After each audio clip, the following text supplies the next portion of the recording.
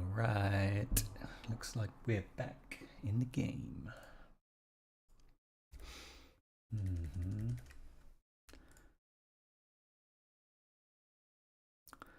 Alrighty.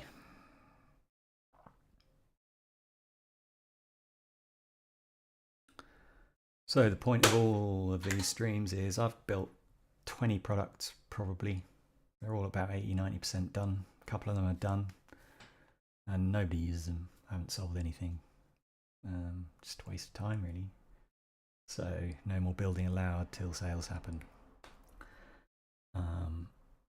Selling isn't easy, but let me tell you a story about one time I sold a product without knowing why.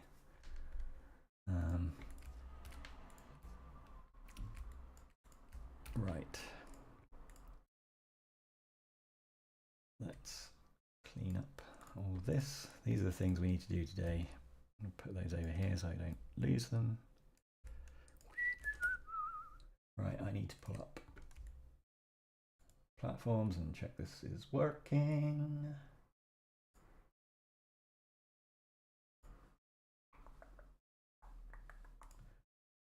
Are we good? Sounds like we're kind of good. Yeah, okay, that'll do for now. Maybe we want a bit of music. Let's do that real quick.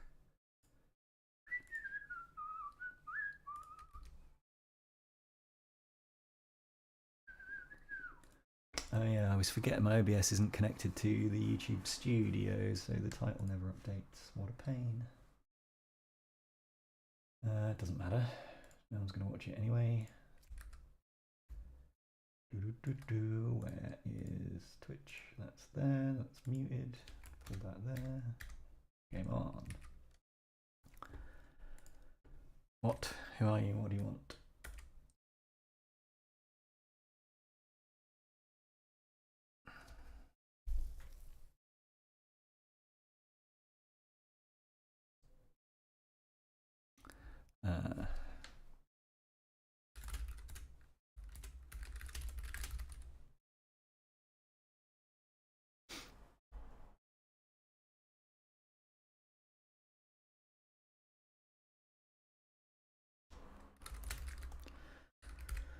Right.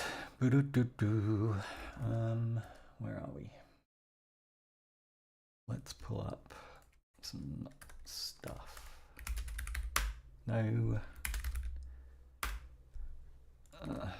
Mac's so annoying sometimes.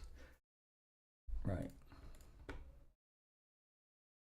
We should have the new Mac Pocock skills, because not going to lie, I found them to be really good.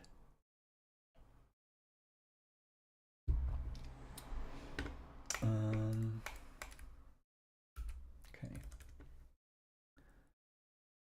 We don't need that.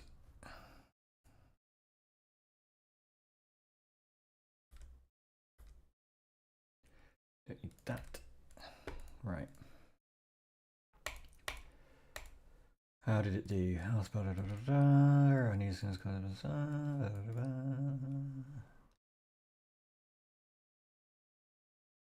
Okay, fine. We'll have to go and have a look at those in a minute, but that looks like it is sorted. Let's just archive that for now. Right.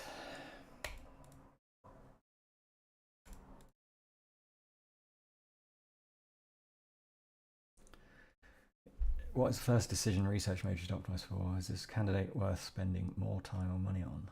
Not final purchase. Yeah.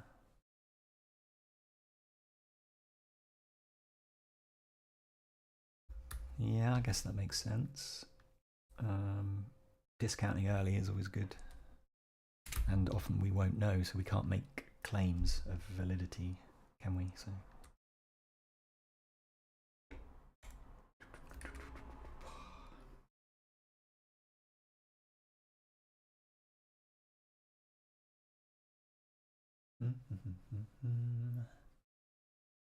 Is it possible to change the title?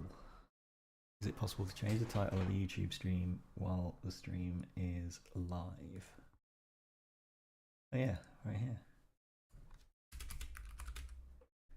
Game Come on.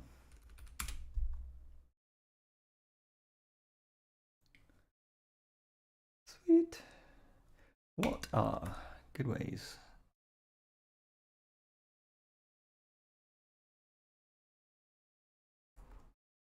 I've just started streaming to YouTube as well as Twitch. I have no followers on YouTube whatsoever. What strategies are there to optimize search and stuff? Should I be adding tags to the description or something? At least keywords in the description, I suppose. What are the best practices? Hit me. Right, where is our list of stuff to do?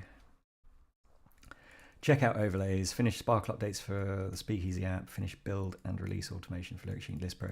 So, checkout overlays. So the checkout for, yeah, these look really nice, but oh, I'm not logged in there, am I?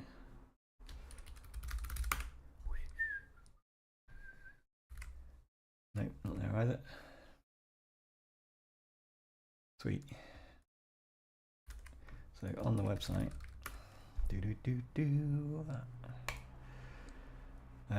when we hit buy, we land on this ugly checkout, which, you know, works fine, but we don't need address.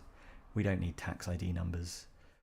We'll leave discount codes, but the trouble with that is people are going to then go and search for discount codes, right? So, but that's just the way it goes, I guess.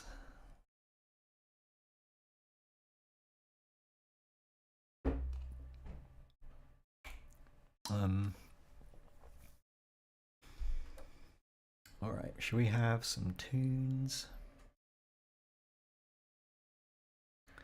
Oh, my mouse is so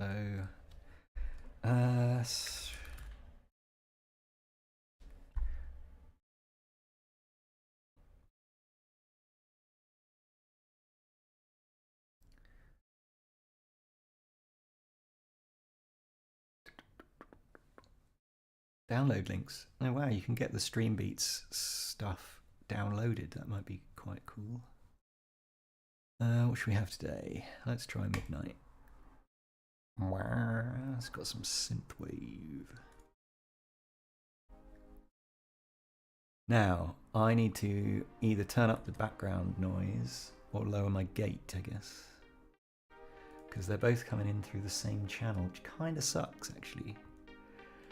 Then maybe I ought to be playing the music on the PC, and then I can keep the noise gate on the Mac for voice. That's probably a much more sensible way to do it. Maybe I'll do that now.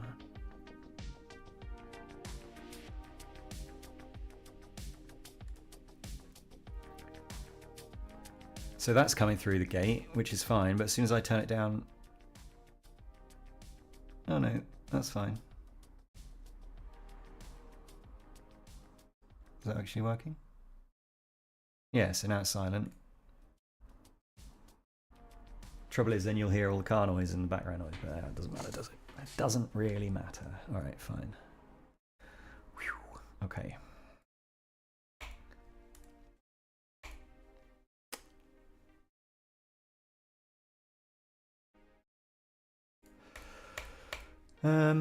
Where is the website?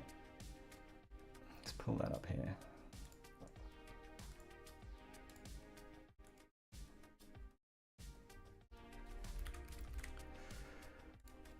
Okay, at the moment, the website and the app point to the Lemon Squeezy website, like web store, and link to their default checkout when you click buy in the app.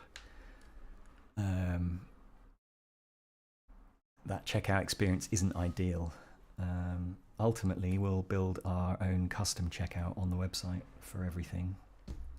But for now, a nice upgrade would be to use the overlays that are available. Here's the link to the page about them with all the documentation and stuff.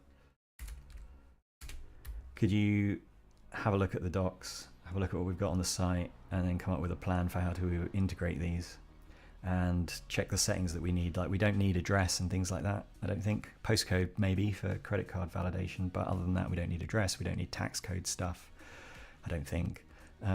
So basically I'd like to simplify the checkout as much as possible, but keep things like Apple Pay and all, you know, Google Pay and all of the obvious payment providers and the card support and everything, and the UX being really nice, but minimal fields. The fewer fields on the checkout form, the better. So make a plan and write it down for me in HTML, and we'll go from there. Nice. Right. What is the other thing we want to do? Sparkle updates and Lemon Squeezy licensing Speakeasy. So I know this is somewhat done already. I don't know where all the sessions have gone for that one. It's a bit weird.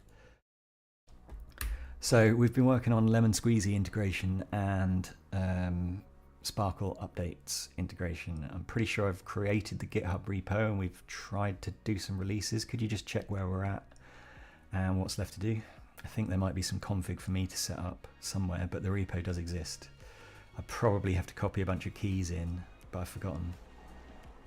It might be helpful to have a look at the Claude conversation history because we definitely talked about this, but I haven't spoken about it to you yet, so go ahead and figure that out and give me a play-by-play on the last steps to finish this off, and then we'll go and do some testing. Pretty sure I've already asked, where's item? Okay. I really need to set up my key so I don't have to type in the password, but okay. Tmux attach. Right, where are we? So those are plans for the domain checker. Let's check this. We don't need that.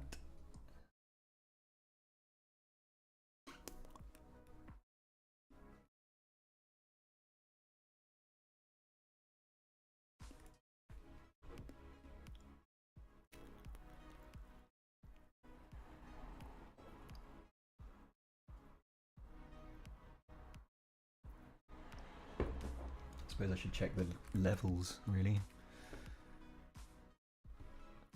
Oh.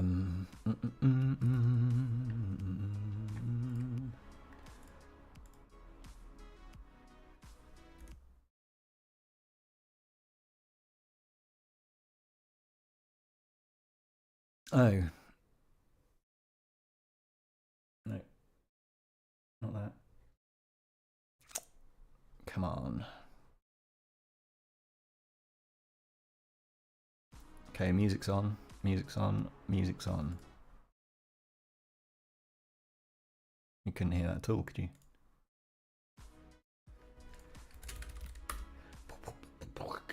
Must be a lot louder then. Where are we at? Testing, testing, testing.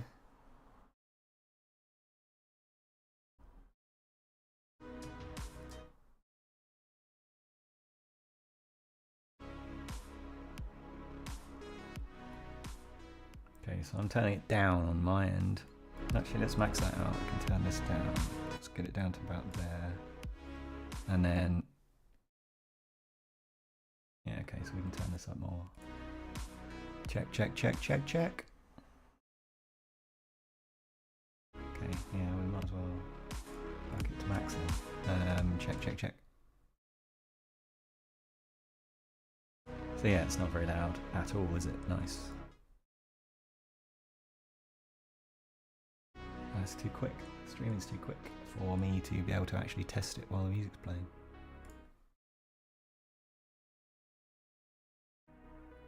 Next.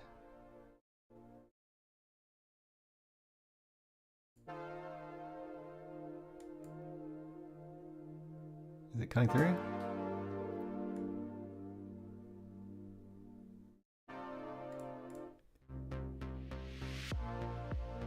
All right, so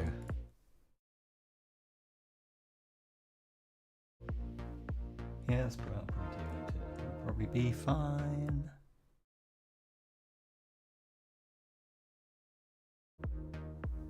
Okay, must do.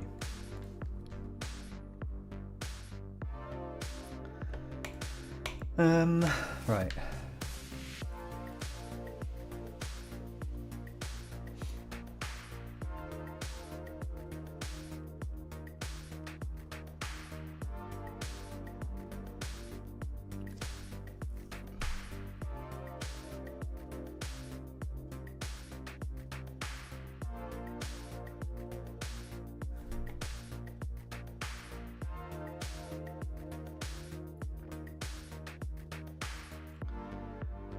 That's the public key, right? So all good.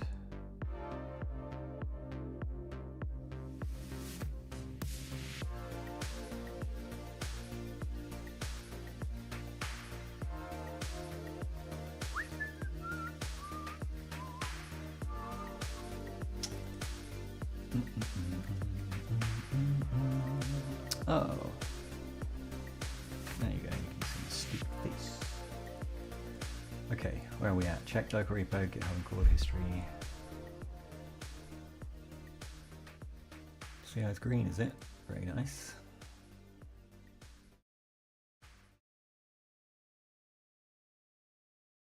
Last week. Crazy.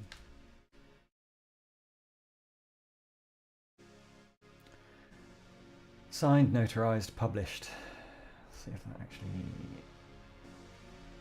is true. Where is the repo? Your link? Yeah.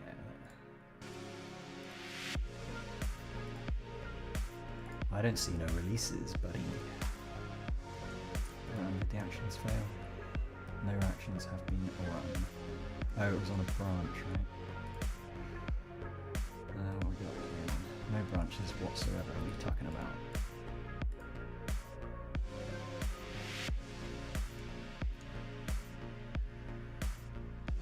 I guess they won't run till we merge to main. What's left? Commit and push the public key change to the PL19, which we've done. Set the GitHub Actions secrets, which obviously I think I've done those as well. Now I think about it.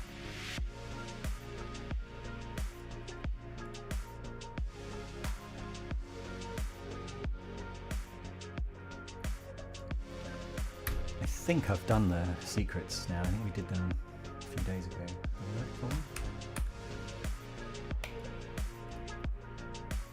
Right, so if we like that, yeah.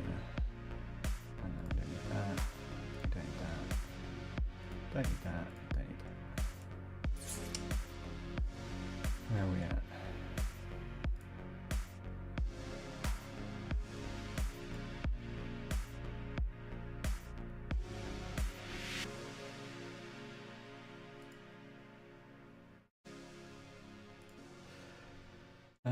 Okay, let's put that up there. Are we done with this?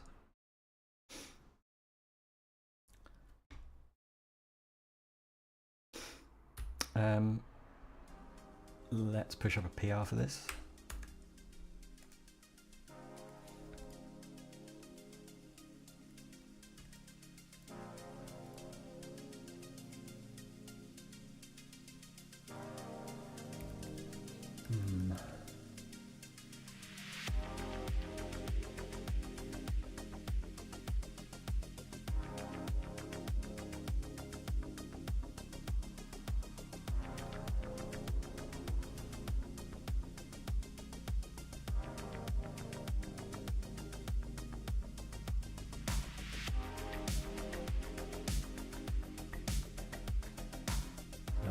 Not set the keys.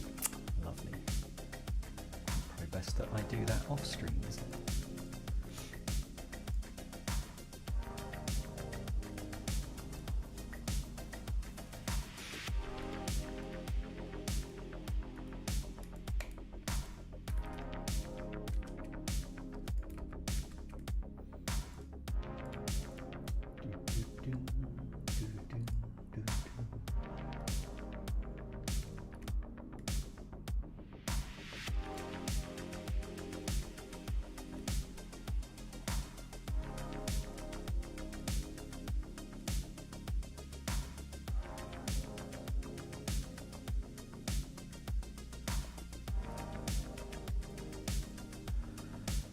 Right, we were doing this, weren't we?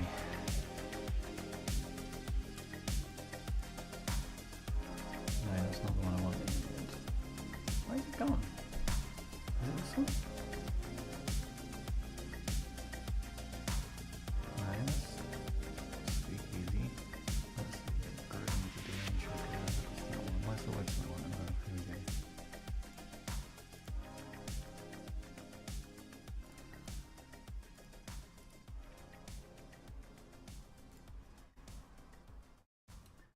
Open it in the browser.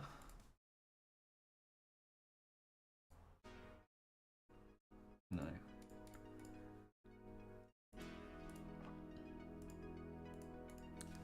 Can you serve that HTML file, please? I don't want to read the HTML.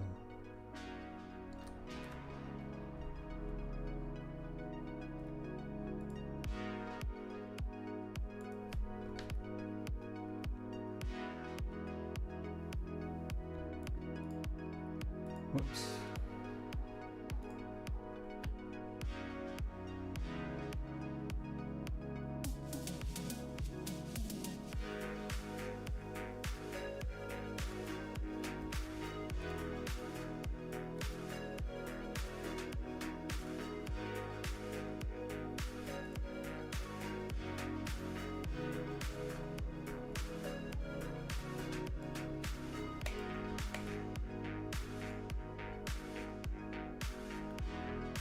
Why am I what?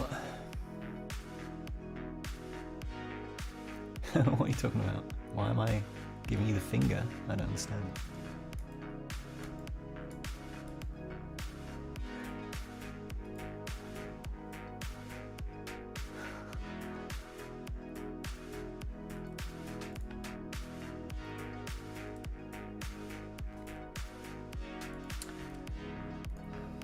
Tailscale, please, mate. I really need to add that to my agents file. Running stuff on another system's annoying. You did on cam.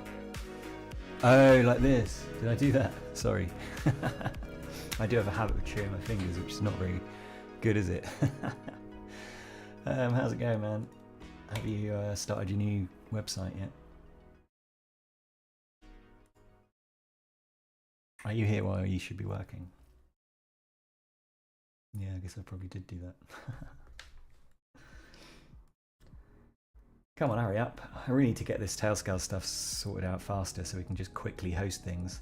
It's probably a nice little tool we could use for that. Oh, I hate it when it picks this design. Jeez. Oh wait, yeah, no, this is so ChatGPT, isn't it? The Fable docs are so much prettier. Some of them anyway. Yeah.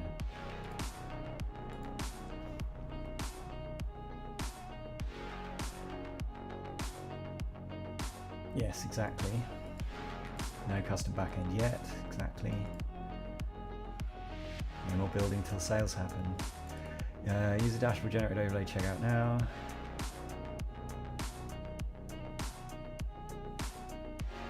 Squeezy button. Change the native app buy action to open website checkout service instead of the raw lemon squeezy checkout. Yes, exactly. And if we link from the app to the website, will we be able to trigger the buy overlay to open so it doesn't require a second click? Working on Q3 OKRs. Lovely. Lovely, lovely. How's it looking? Oh yeah, okay. We've just started Q3. Yeah, that makes sense.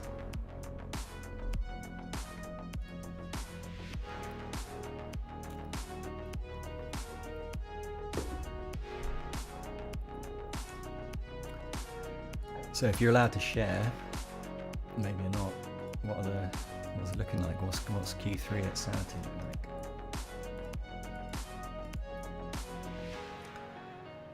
Yes, we should be able to. Jump in, check out who's one. Go for that. Nice. Fine. Open the checkout overlay. The buy URL. Perfect. Should work because Lemon.js opens in page overlay, not a browser pop-up, still keeping the visible. Best fallback if open fails. After 2 seconds, scroll to the buy button, show it normally. Buy button's at the top of the page, so that's fine. Alright, we better just check what the rest of it's going to do. Show checkout, found 2 CTAs, the same URL. Okay. Yeah, that's fine, I can install that.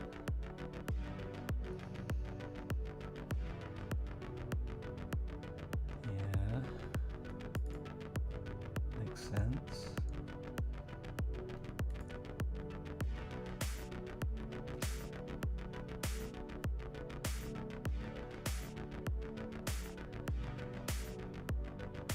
Yeah, that works.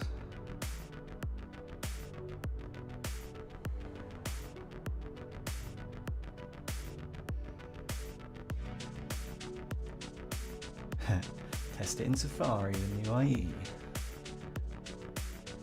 Media product. Media library product, cool. Lots of bits going on. Folder and filtering systems UI. Fun challenge especially. Yeah, right, I bet. I would be very interested to know how it works.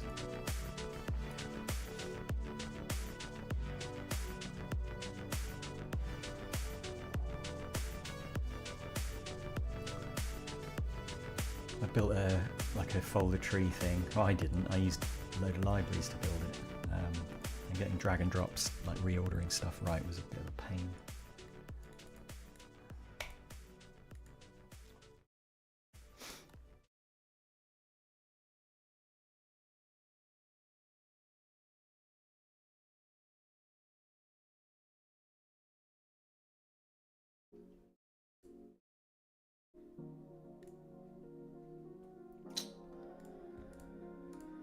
Right, stop getting distracted.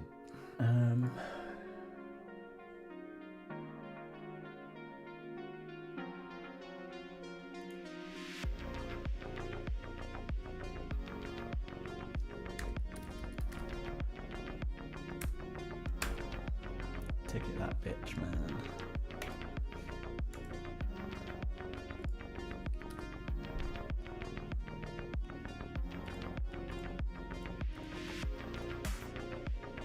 Okay, where are we?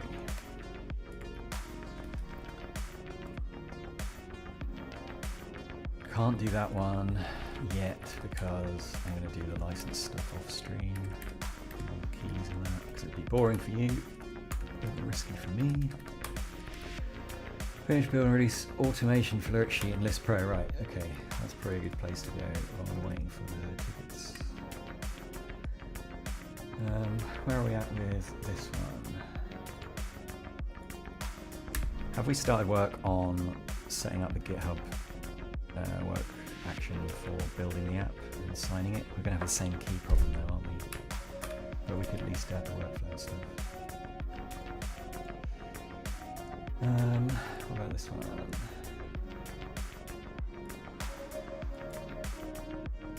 Oh look, that was exactly what I asked last time.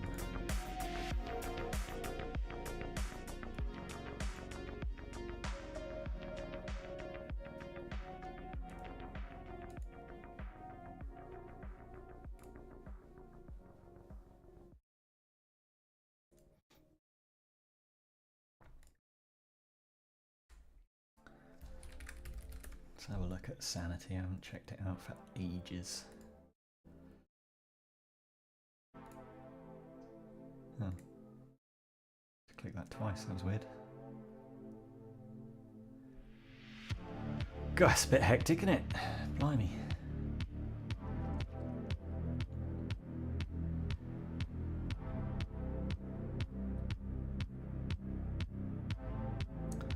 All in on the animations and stuff. Oh, now we're in light mode. Now back to dark. Oh, can't lie, that's quite an intense website. So distracting. Right. Talking of distracting.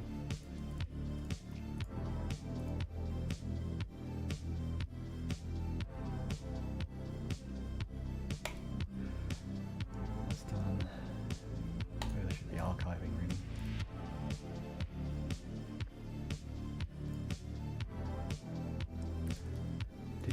release that fix.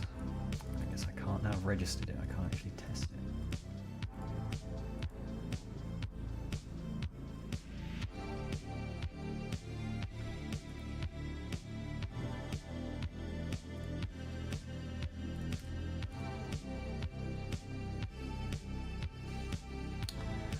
Configure Lemon Squeezy checkout.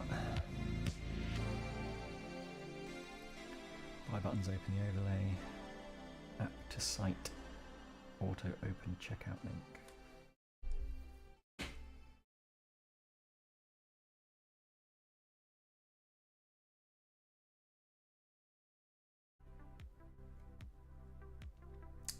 Do we need to say domain tracker? Can we say checkout equals 1?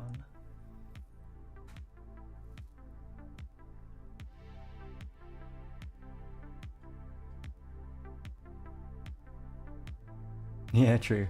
Sorry, I'm just being an arse. It's nice because it's actually a bit of a change. Everyone's website is so boring. Everyone's website looks like it was designed by Claude these days, doesn't it? So it's nice to see something someone's put a bit of work into. That's the opposite reaction, I guess.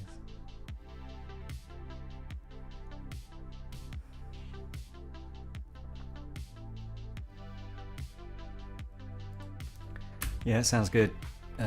Nice document for the app agent would be useful. Publish them to GitHub, man. Don't use a tickets MD.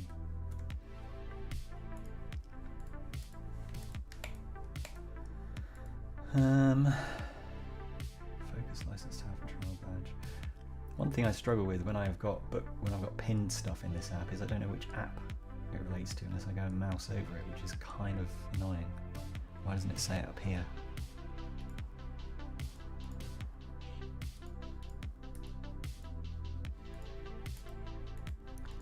Yeah, I appreciate that, James. You basically like learn to use your browser, mate. Which is a fair point.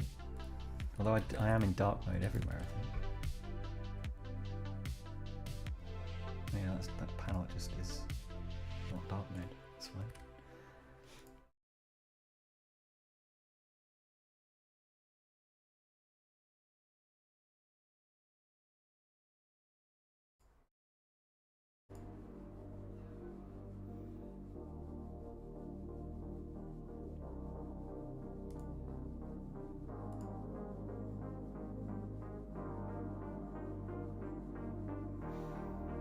I just went around in a circle, didn't I?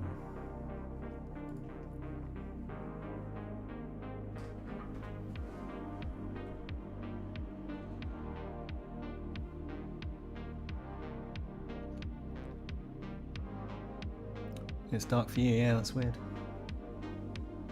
I'm definitely in dark mode, my whole system's dark, but who knows? Maybe it's a Firefox Zen thing.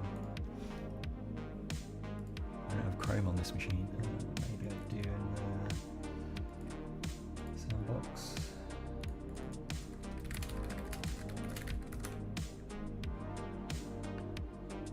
I do.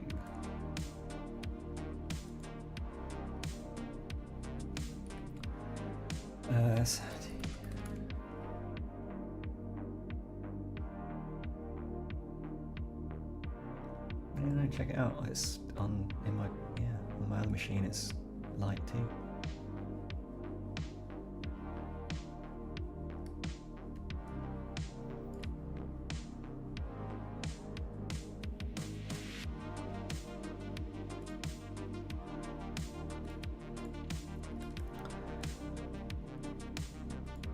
SEO folklore.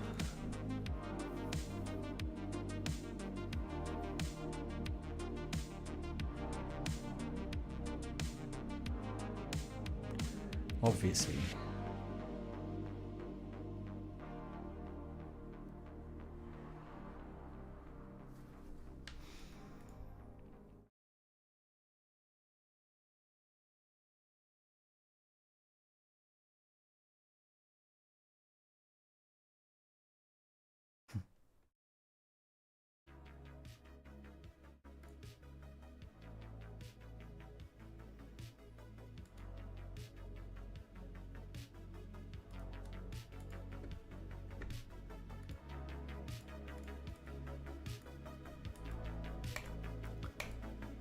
That is fair enough.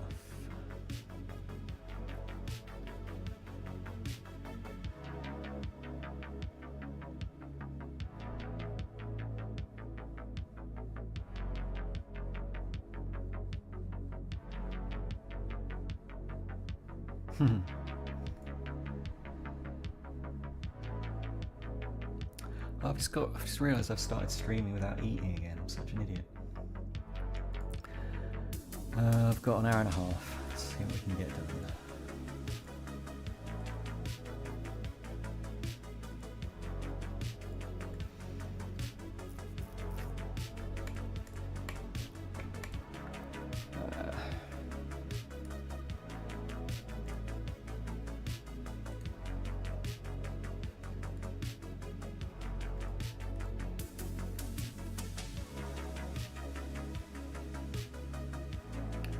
Yep, we did that. Fine.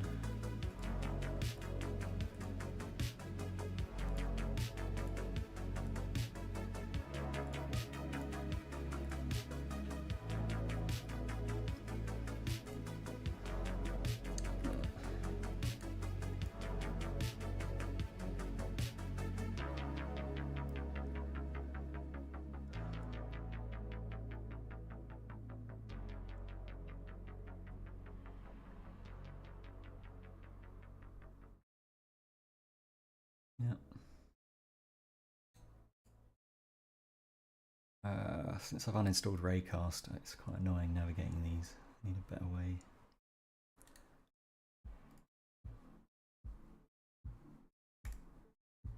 There it is.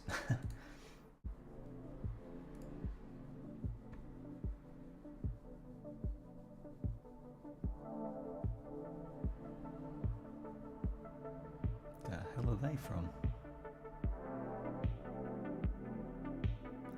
Really old project, by the looks of it.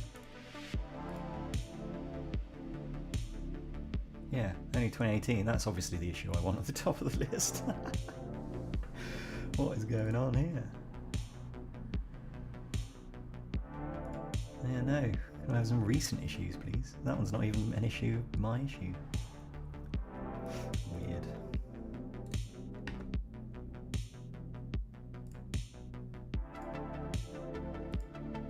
Empty.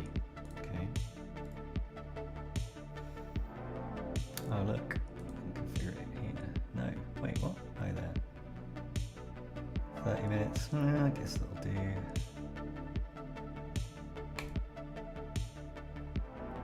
Whew. Okay, there we go.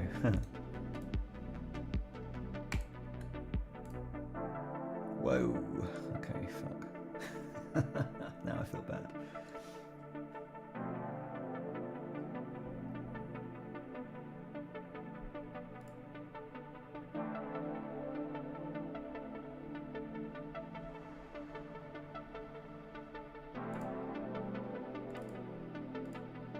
I need the number.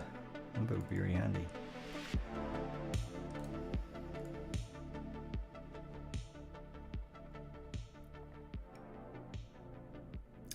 That's going to be an easy one.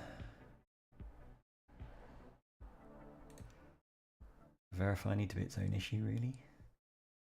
I mean, if you can use Safari, that'd be sweet. Let's see if we've got computer use configured on that machine.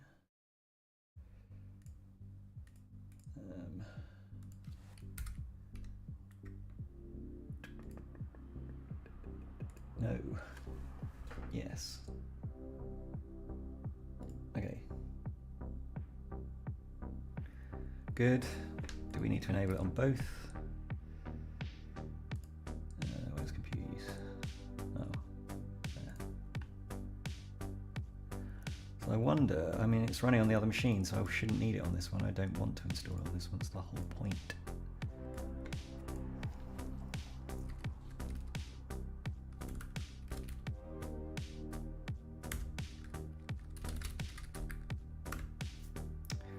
Those should be fairly easy.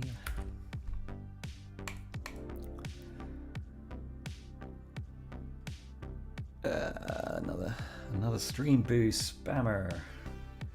Lovely stuff. And we do with that, Banhammer.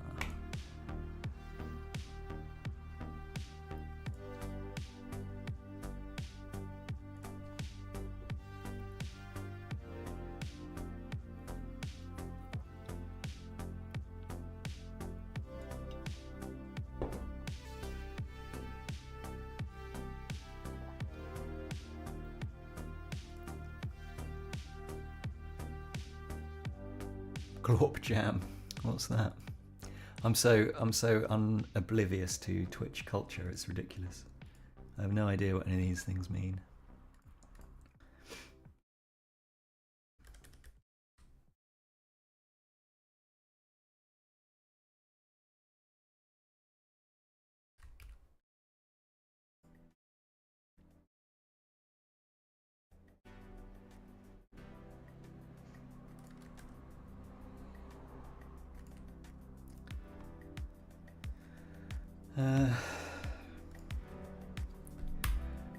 Unless otherwise stated.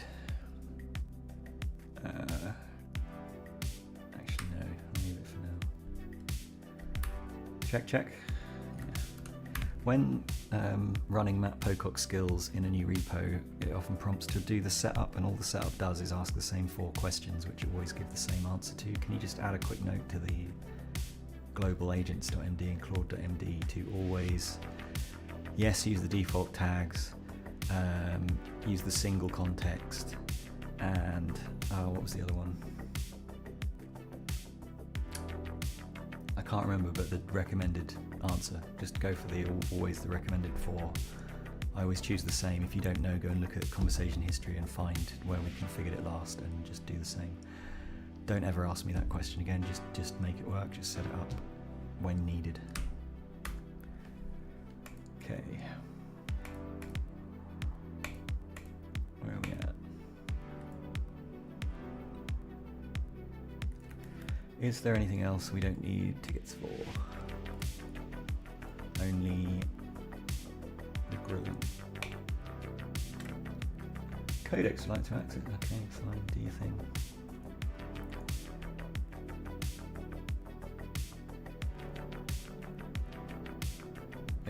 Can only reduce to it. Yep, exactly. How should research mode treat missing or weak data?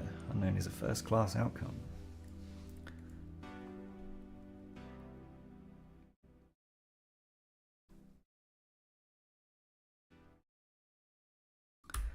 Absolutely insufficient evidence. Be honest. Say I don't know. Always a good skill to have.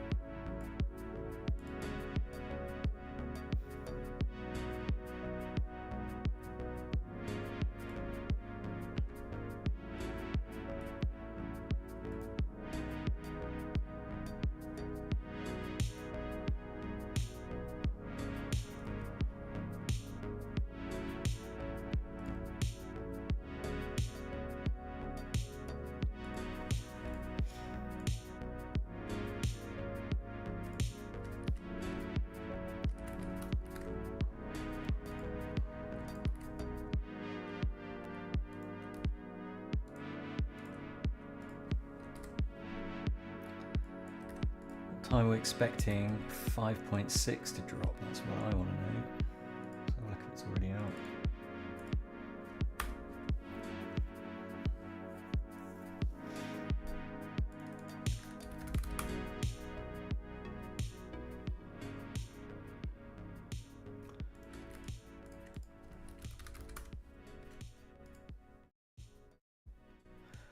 I really can't wait for the API version of this to come out.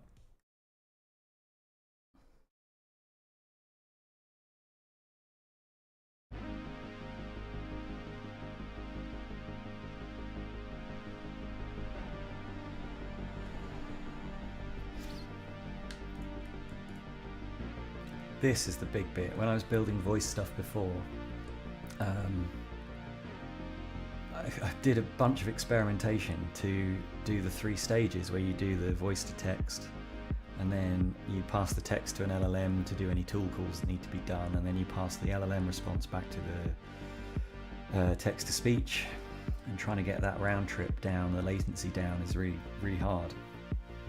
You can do it, and you know, started to get response times down to like half a second really, with like mini models. Obviously the big models are much slower, which means that the tool calling was less accurate. But this is perfect, because if you can continue the conversation and be like, oh, I want this, and it can go, yeah, let me do that, whilst firing off the tool call, and then continue the conversation, and then the reply comes back, and it, like a human would, you know, you're on the phone, you're like, can you just check how that is? And it's like, oh yeah, hang on, let me have a look, and they open their email and they have a look, and then you can continue the conversation while they're like searching their email and stuff, and then they get the response, and boom, we're off. Like, it's going to be actually like life-changing. No, not life-changing, but genuinely a big level up for all voice interfaces. And I think voice interfaces are going to be a big driver of interactions in the future. There's no doubt about it, but what we needed was something like this. Absolutely incredible. It's going to be really cool to play with, but it's not in the API yet, which is kind of annoying, so I look forward to that.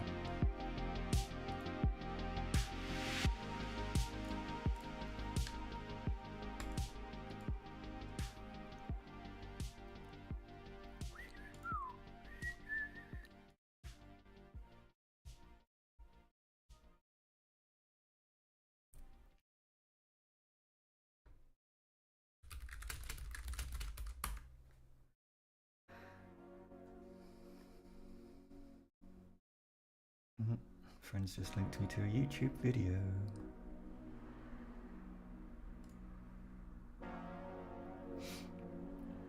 Haha. Nice.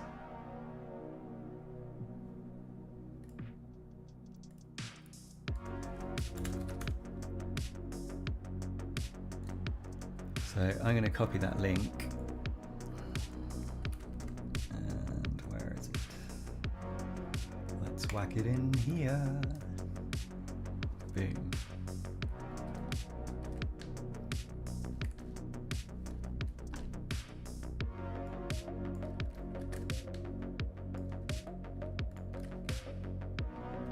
Did it clear my clipboard? Weird.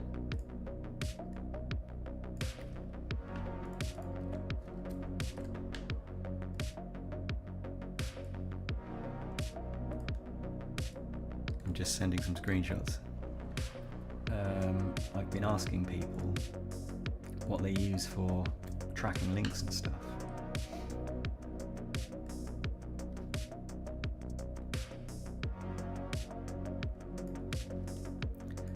And my friends just told me that they need a thing to do exactly that.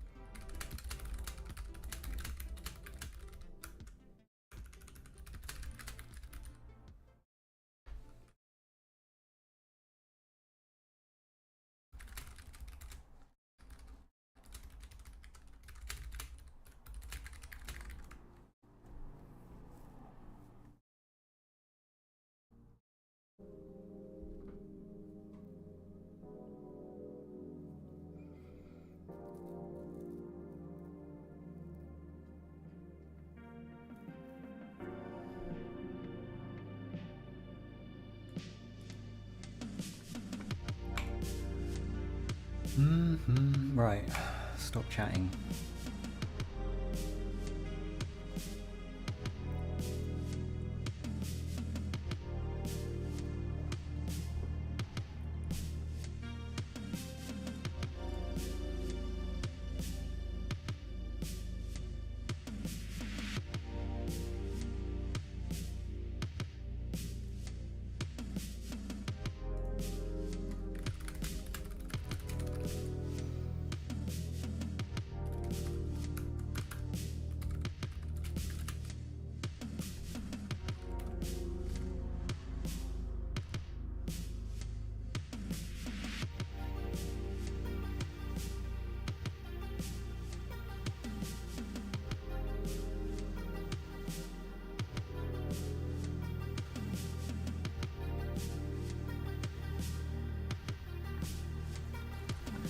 Right.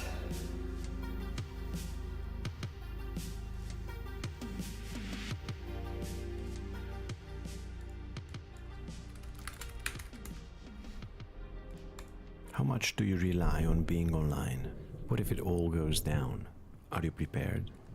It was an unremarkable day. I was working here we away go. when it began with a power cut. This actually never happens, but no, this I is thought, telling us no it's coming. biggie, I'll Damn, just check fuck's my sake, phone okay. to see what's going on. But to my surprise, my iPhone also lost its mobile data. In fact, even the GSM didn't work, so I couldn't place or receive any calls or messages. It's a weird feeling to experience complete isolation in a world where information and connectivity are so uninterrupted. Then it's also the realization of just how much of everything I interact with happens somewhere far away in a cloud or on a server. How much of my data is not here with me. Luckily, power came back within a few hours, but it made me wonder if perhaps I should be more prepared, especially with modern geopolitics and persistent degradation of services. This is where today's build comes in. First, assuming a cutoff, what am I missing and what do I actually want? Well, intelligence and insights. This will probably include some compute as well as banks of resources like annotated maps, medical wikis, survival guides, tools, maybe some local AI. I'd like a personal vault.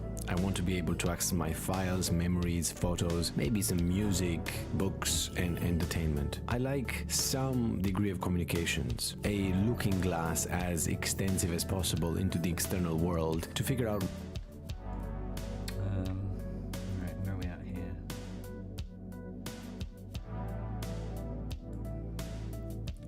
Should save research snaps, or it should be automatic, or should users explicitly save candidates? Yeah. Yeah, we should save everything. We don't want to do repeat lookups. Unless, I guess, maybe a date-based thing. If you've had it for weeks, then obviously the data has changed, so...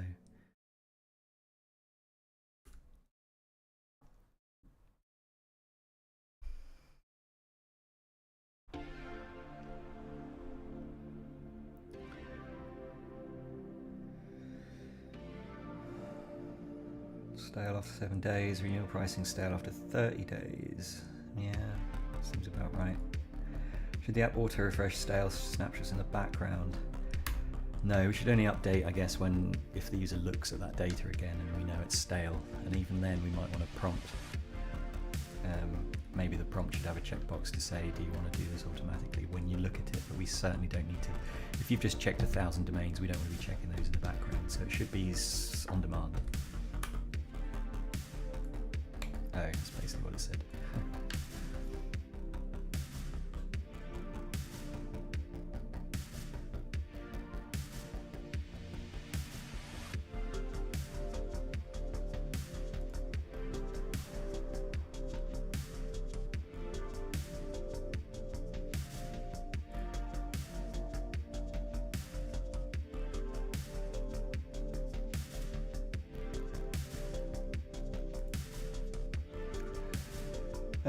People are saying Sol is here.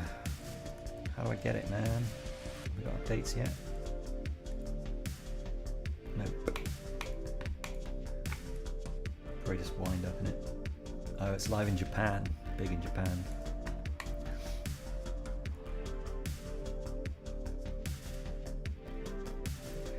What should users see by default after researching lots of names?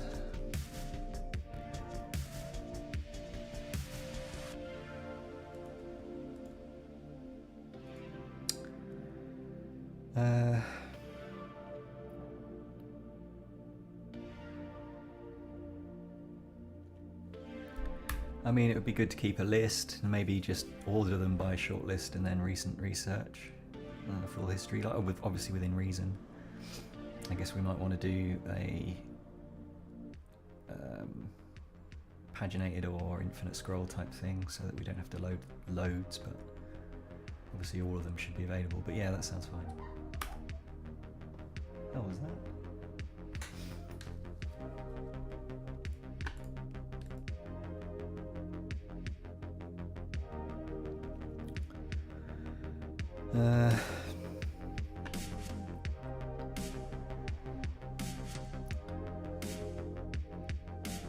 Candidate states researched, shortlisted, rejected, promoted.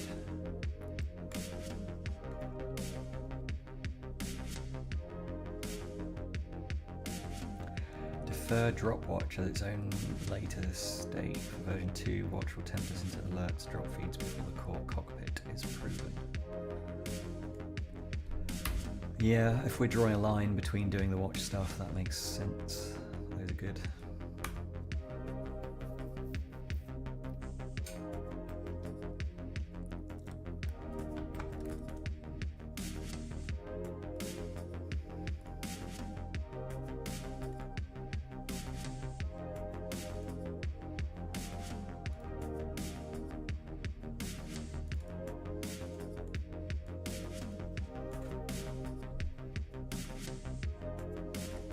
Firefox version.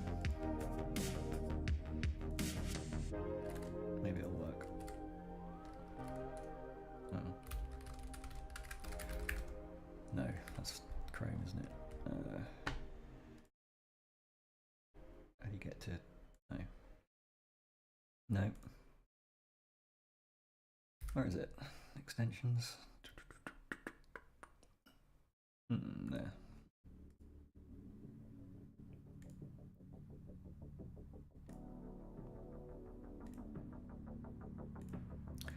Downloads, date added today. No. I'm using Firefox, buddy. Can you do one for that? Assuming it works.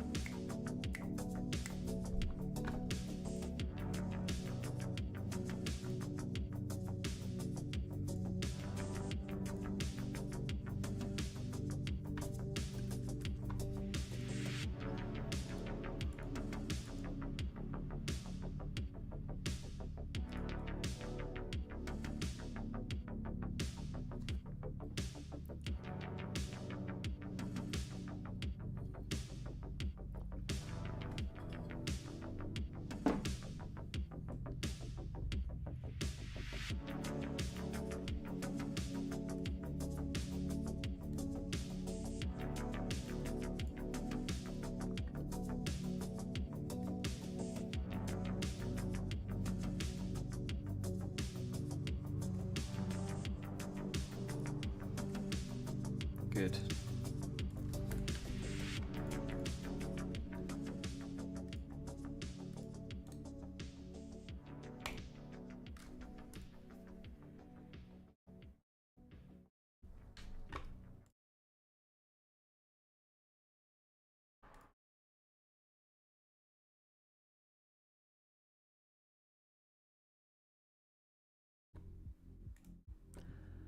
Oh yeah, turned off my stupid face again.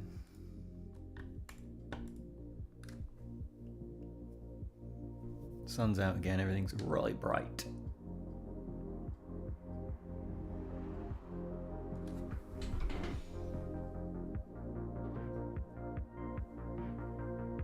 That's better.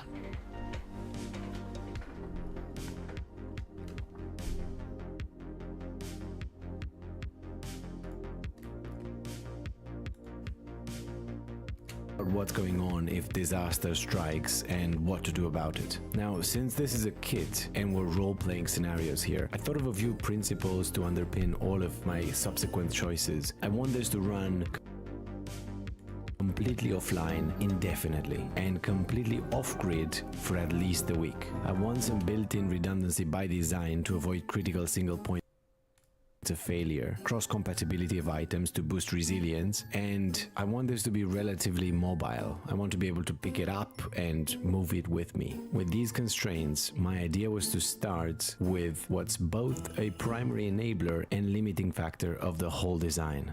This EcoFlow power station is really cool. Think of it as a sophisticated, massive battery with all sorts of systems, checks and balances in place to operate at peak performance. It's got multiple inputs to charge it, including fast charging from mains, DC, and even solar panels. These give us interesting possibilities for the build. The power station can fuel devices of up to 3 kilowatts, but that's not what we're going to do. We're going to aim for a far more modest load to see us through an entire week of usage. After some calculations based on the rated capacity of 2 kilowatts hour, this ended up being around 30 watts average draw. In fact, it wasn't just the theoretical average I arrived at. Early on, I bootstrapped a bunch of loads out of stuff lying around, and then monitored the drop over the next week with this actually useful companion app. And the math checked out. 30 watts average draw may not seem like much, but it's very workable. We were in business and cooking, so I started researching fairly broadly about things that may fit our menu. I'm not gonna lie, this was a long journey. It wasn't just a couple of days of research, it was rabbit hole after rabbit hole of getting lost and progressively getting more and more excited. It was surprisingly fun and a privilege to discover so many dedicated communities online and the awesome tools they use and build. For energy efficiency and prudence, I prioritize passive cooling and low wattage where I could. In some categories, this alone surfaced clear winners. Of course, I had to cut some corners. This won't be a data center with disaster recovery, a cell tower network, and an NSA outpost all in one, but I was getting glimpses at a surprisingly complete and robust set of capabilities.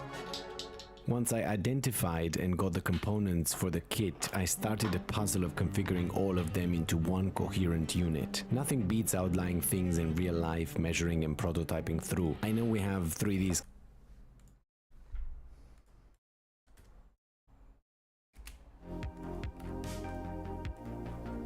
Can we take a look at the YouTube setup? So at the moment, if a YouTube video has a transcript, we get quite a nice summary, but if the video doesn't have a transcript, we get a really useless summary. What would be cool is if we don't have a transcript, we could get one somehow. Even if that means downloading the video and transcribing it ourselves with Whisper or something.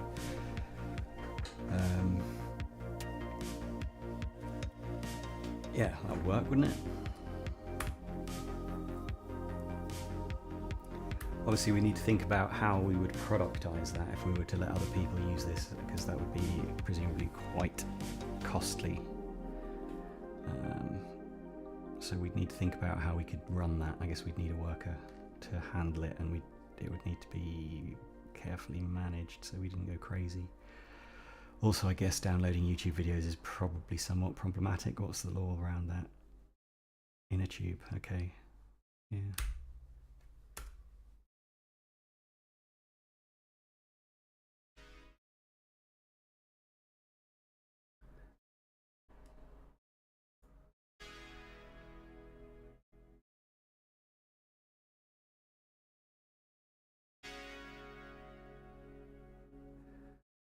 No YouTube DLP set out because InnerTube was meant to cover ASR captions. The product spec has since moved towards YT, so I'm checking the decision trail.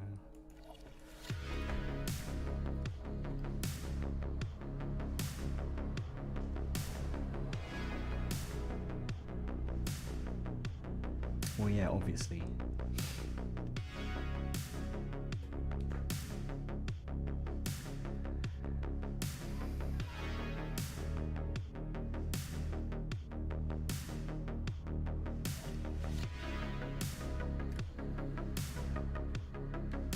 Exactly, that makes sense. It might be a bit crazy to use OpenAI for this, right? Running the Whisper model's not that difficult locally, is it?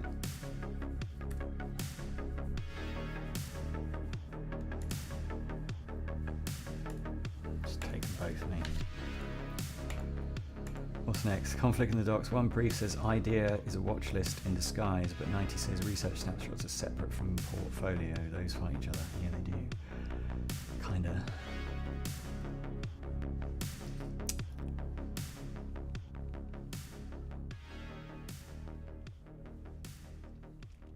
When does a research name become a portfolio domain?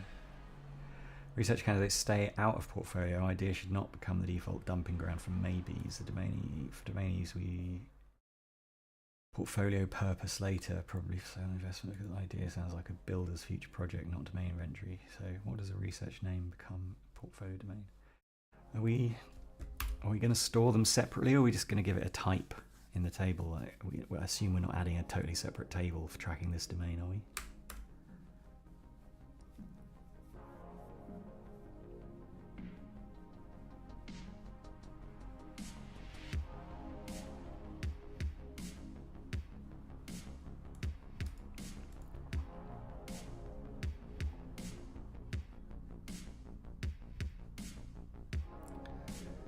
Research candidates, different life cycle and rules. Stale sections, rejected shorts, and no schedule checks.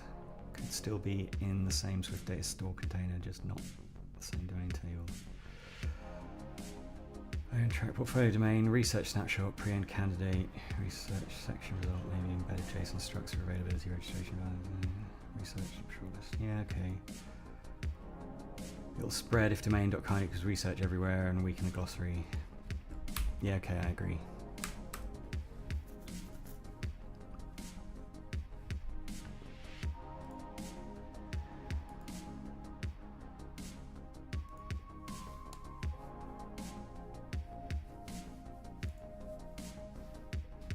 Yeah, I guess the issue with SSDs is they're a lot more expensive for the size, and you might want quite a few terabytes.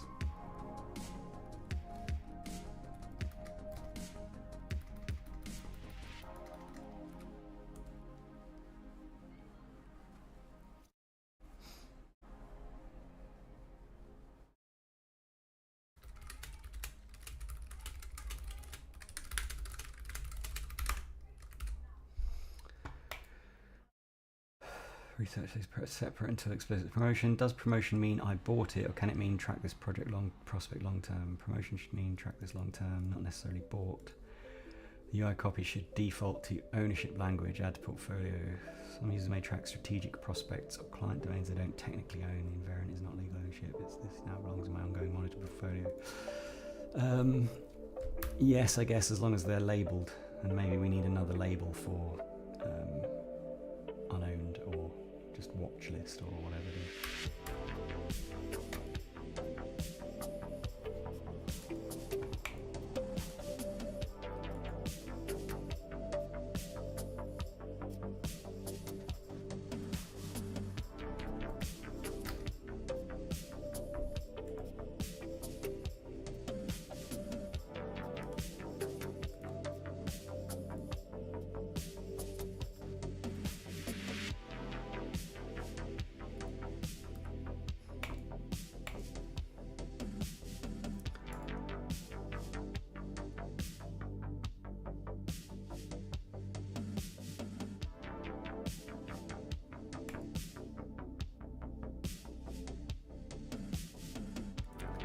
So if it's all unzipped and you're hosting it on a server somewhere with images and some media, I guess not all media, but in fact, what's the answer? Like with images and with all media, how much space would it require?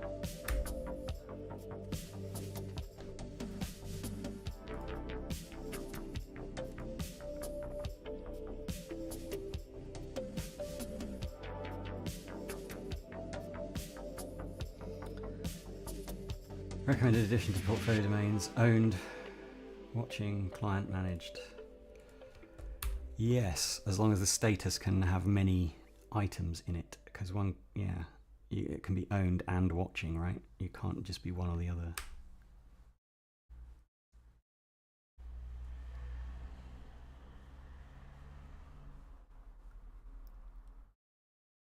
Time 4.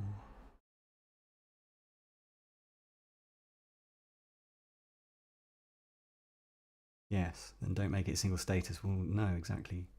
Avoid the word status because domain status already means expiry. Domain roles or relationship, yeah. Multi-select facets. Domain can be owned for sale, managed in client, prospect and Dropwatch, etc.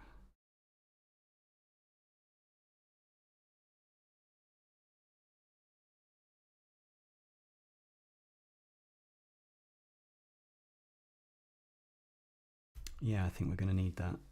Lots of domains could be, yeah, because it's going to be owned and it might be for sale and it might be many other things. So we have to do that.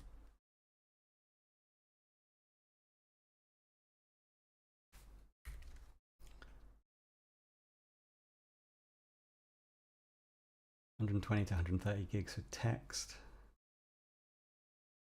All Wikipedia Commons media is now 1.1 petabytes. Holy fuck.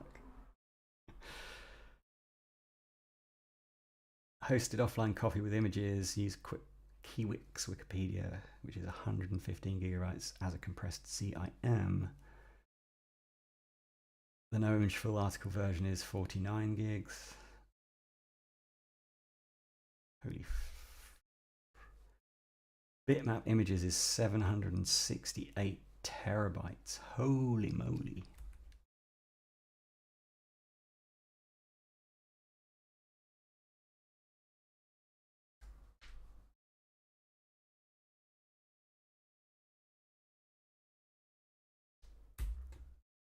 Holy shit, apparently the Wikipedia, all the text just by itself is 130 gigs.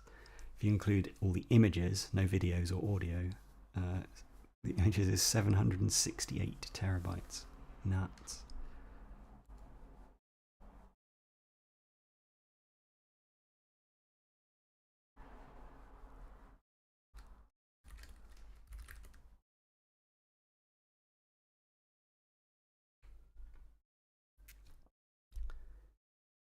Including images, videos, audio, and PDFs. We're looking at 1.1 petabytes.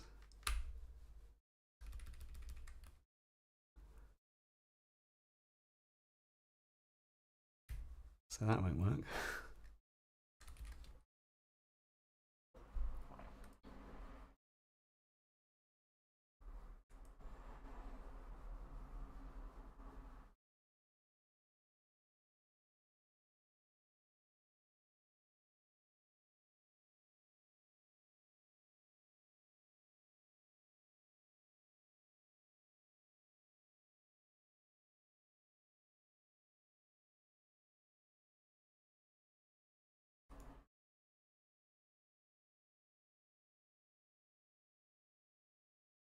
Scanners and Star Wars technology, but some things are best served simple.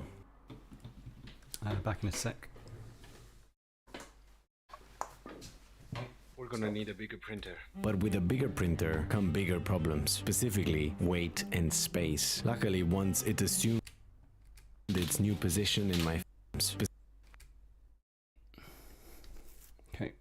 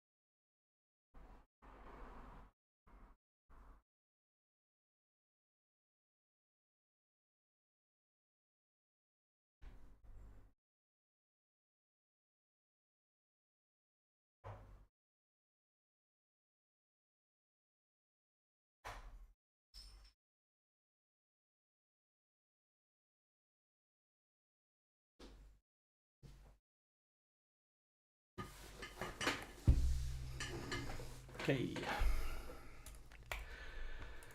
Add multi-select domain roles.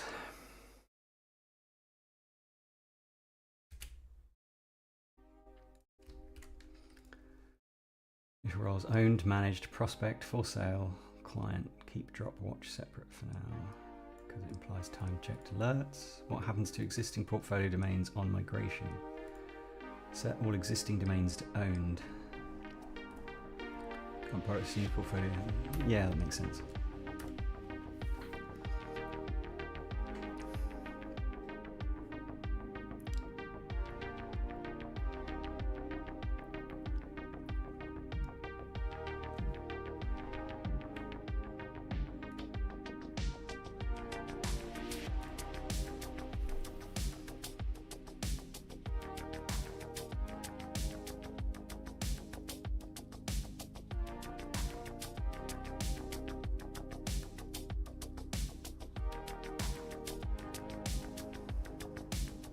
Right, read it. Should research candidates also have roles? No, research candidates have research state only. Research shortlisted directly promoted roles within something else. Yep. Fine.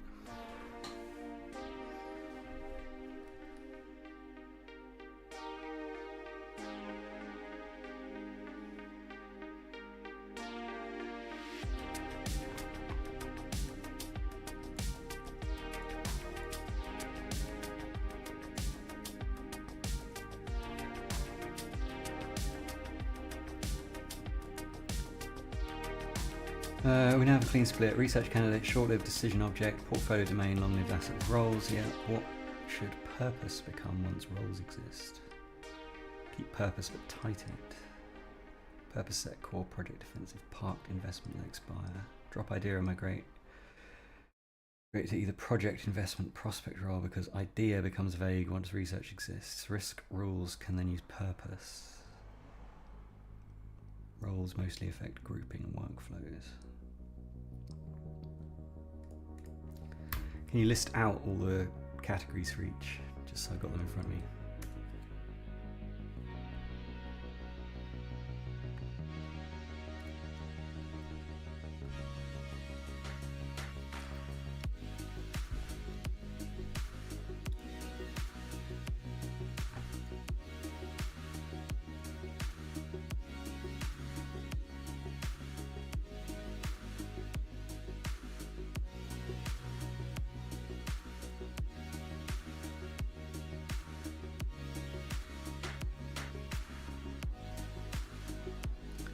So role and purpose.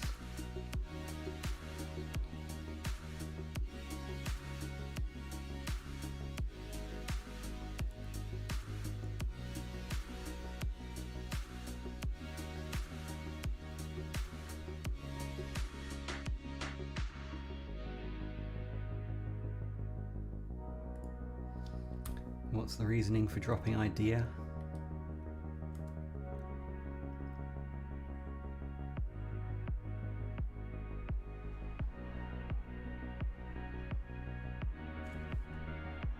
Did we just die?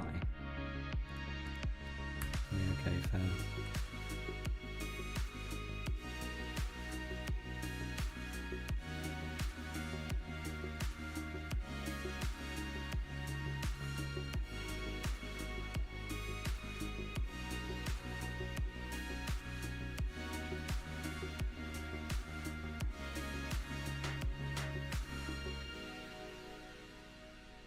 Okay, yeah, agreed. That kind of makes sense. Should investment affect risk level differently from parked? Yes. Investment domains expiry matters more than parked? Yep. Usually does not matter unless it's yep.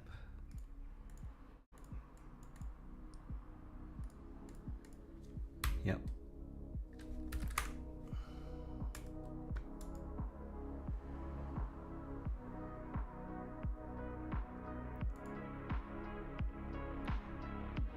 Should for sale be a role or a purpose? Yeah, it's purpose. Investment sale for sale, defensive not for sale, project maybe not for sale.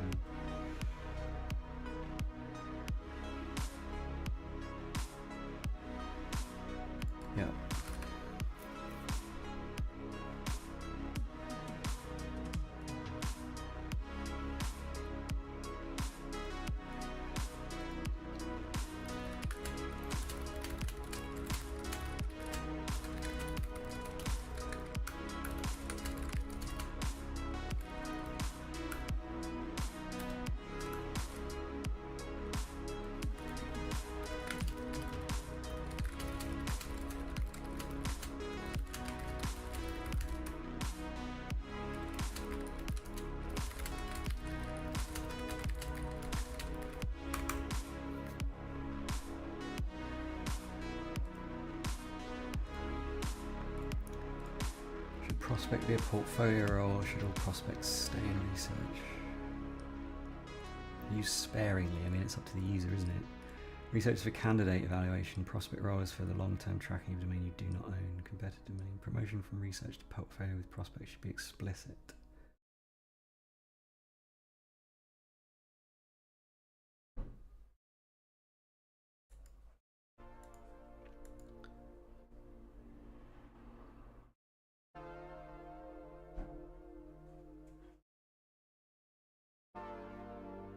Promotion from research to portfolio with prospect should be explicit. Track long term rather than that. Yeah, okay, fine.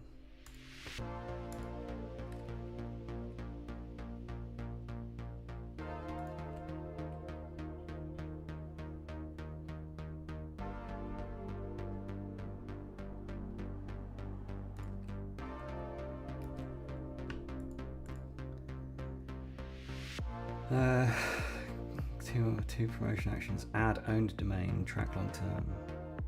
Both create portfolio domain with different roles. Should research mode support bulk, paste, import, and version 2, or only single name research first? Single name first, but design a model so it's for bulk. Yes. Yeah, I don't think we should worry too much about bulk at the moment, but we should design the model so that we can support it later.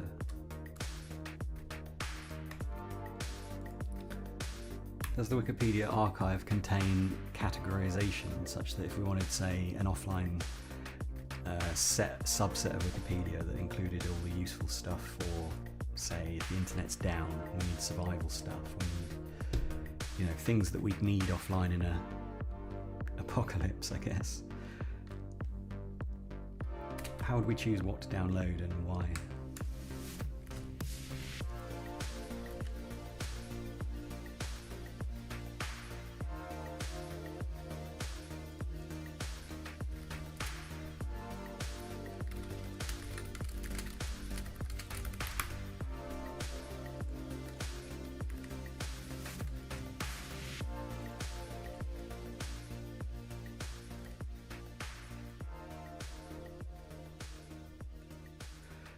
Single name research. V2 UI is single name research. Yeah, okay. Should we create update docs from this grilling now? Yes, please.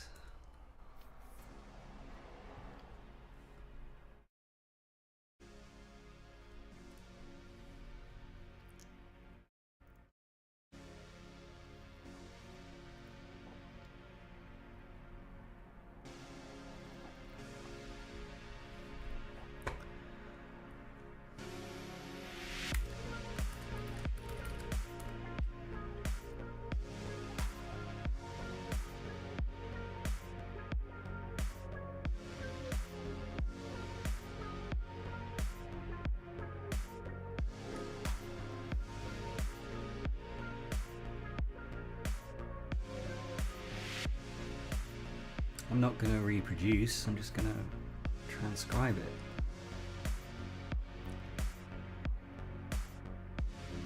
You must not separate audio-video components or use non-API tech to retrieve API data. Ooh. Yeah, for a local tool I'm going to do it.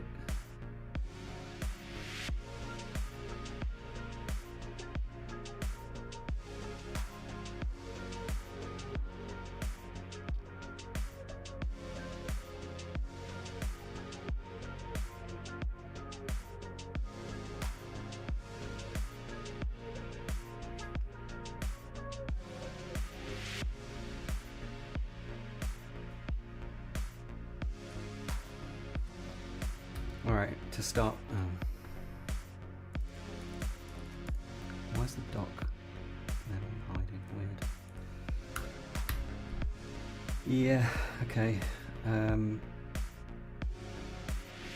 Maybe we don't need it as an official part of the product, but I need it for my local version. Maybe this isn't ever going to be released, it's just for my own personal use, so let's set it up with YTDLP and Local Whisper because that's what I need. Just make it so that it can be configured on and off, so we don't have to worry about it when we deploy. It doesn't break things, and it's very clear that there's no transcript for that video and that those are flagged, and then maybe the user can get it themselves somehow, or we can do something in their own browser. I don't know in the future, but for me personally now I need it, so let's include it.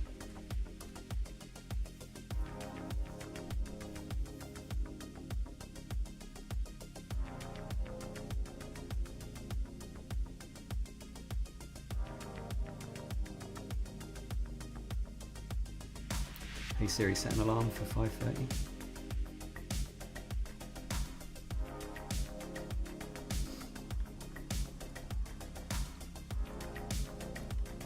Wait, don't just start. I mean, don't just start. Write a plan first, mate. We'll get it reviewed.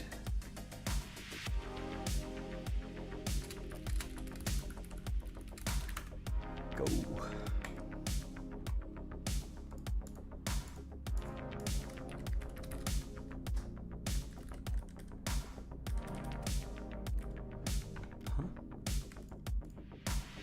Oh yeah, we're trying to test the extension, weren't we?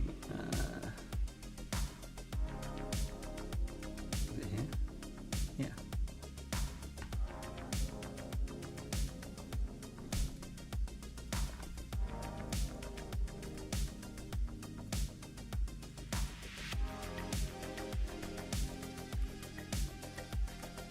What?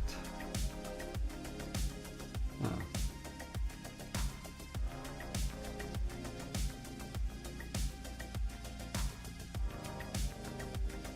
Unzip it somewhere, open about debugging around this, click load temporary add-on, okay, fine. What? No.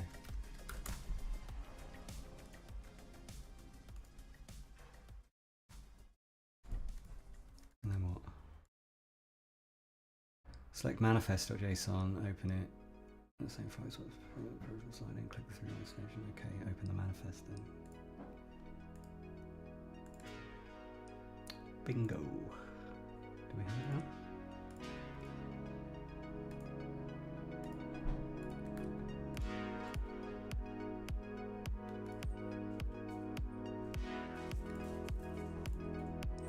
Cool, it does work. So it's there, pin it to toolbar.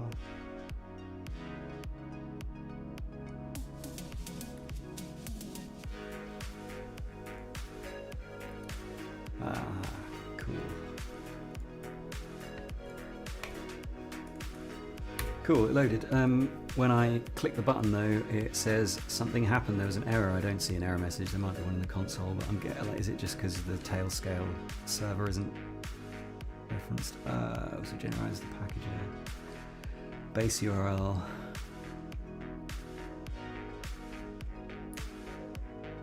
We need the base URL set, so if is the base URL set or not?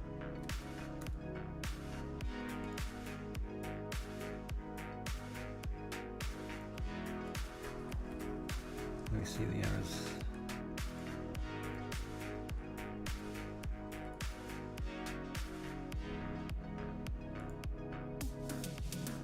How do I debug the extension?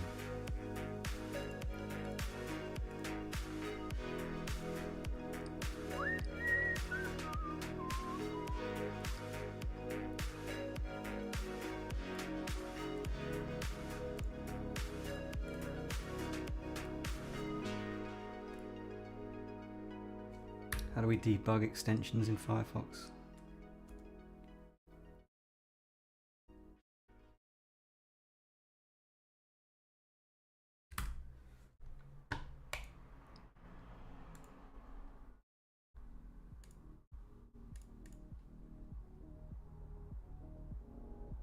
Okay, well done. Firefox and treats the real capture request as a network failure. The pop-up shows generic error. Okay.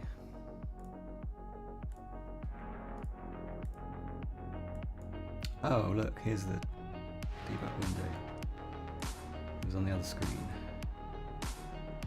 That's exactly what it was, bloody calls. Obviously I like security, but it's a pain in the ass, isn't it?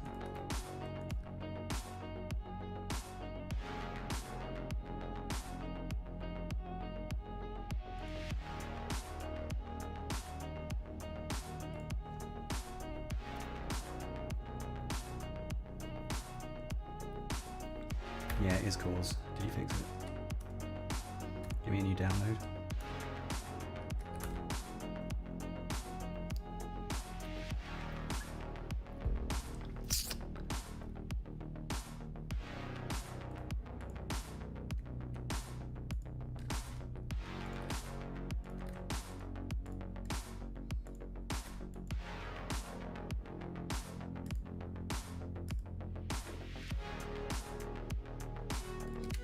We're gonna need a bigger printer.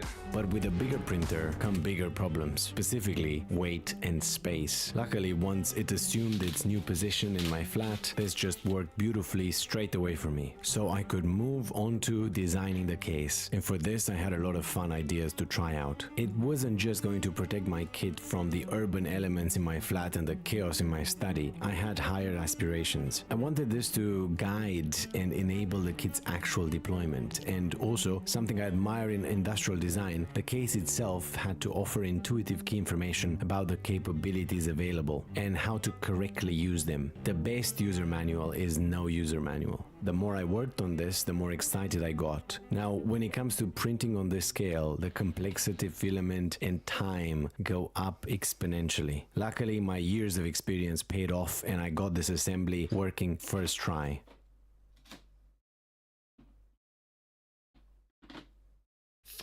It actually took me ages to get this right. Not just because of sizing, but also the logical layout, writing up the clear UI, cutting this into simple geometry to avoid supports, getting the clasps to snap in a satisfying way, moderating for gravity and some other refinements. And then, after what felt like another century of printing, I finally had it.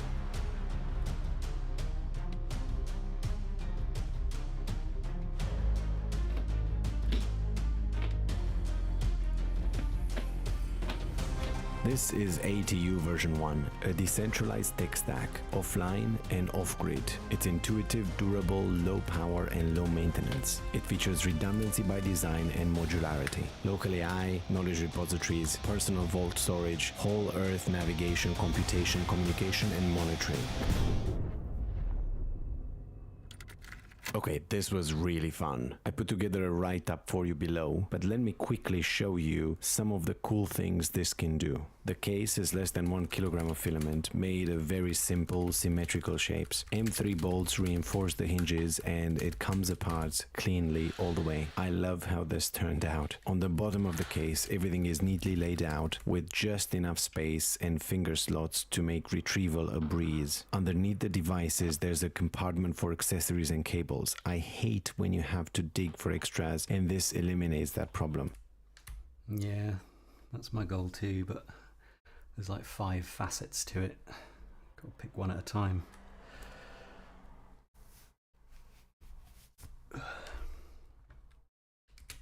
It's all in one place. You may have noticed there's a lot going on with the top of the case. I designed it as an integral part of the kit. These slots enable Unfortunately, local models just aren't competitive, at least on sensible hardware.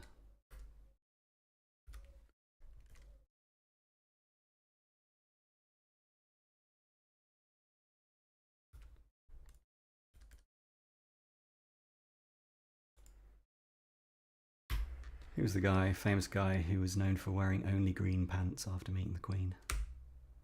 I realise that's a really weird question, but someone just spoke to me about their pants.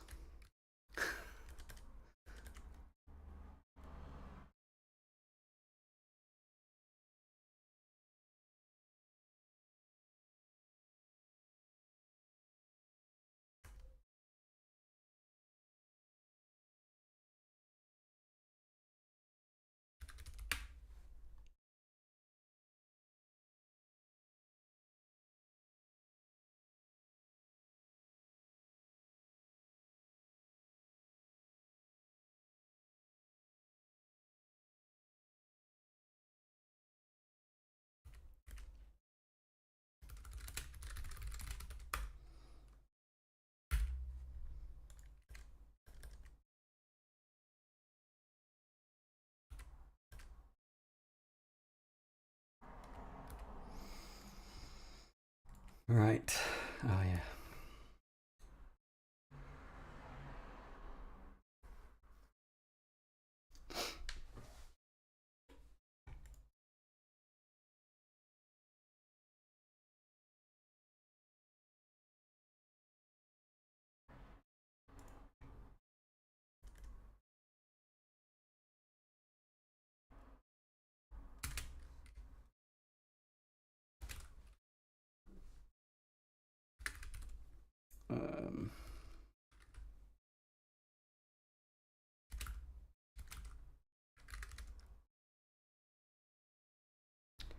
They've just published a new spec and the latest issue to GitHub. Could you review, please?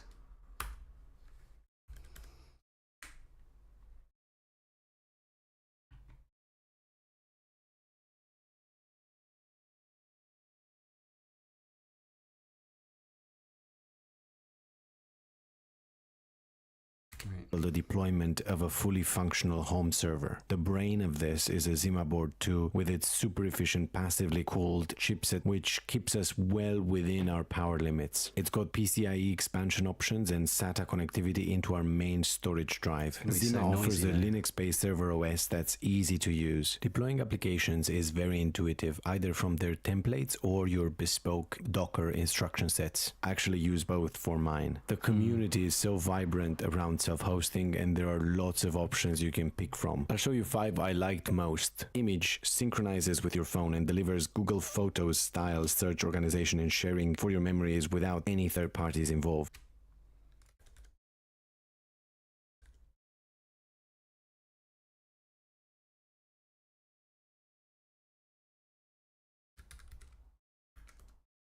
Did you ever solve your image storage thing? Were you looking for an app, an open source app at one point for photos?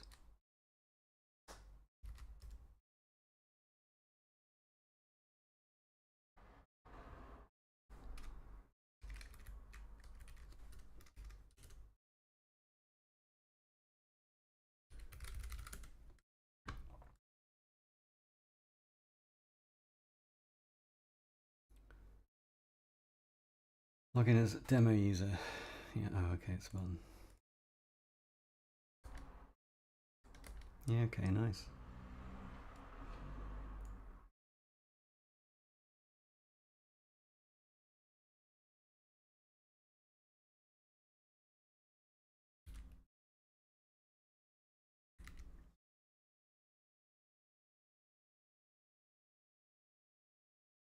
That would do nicely.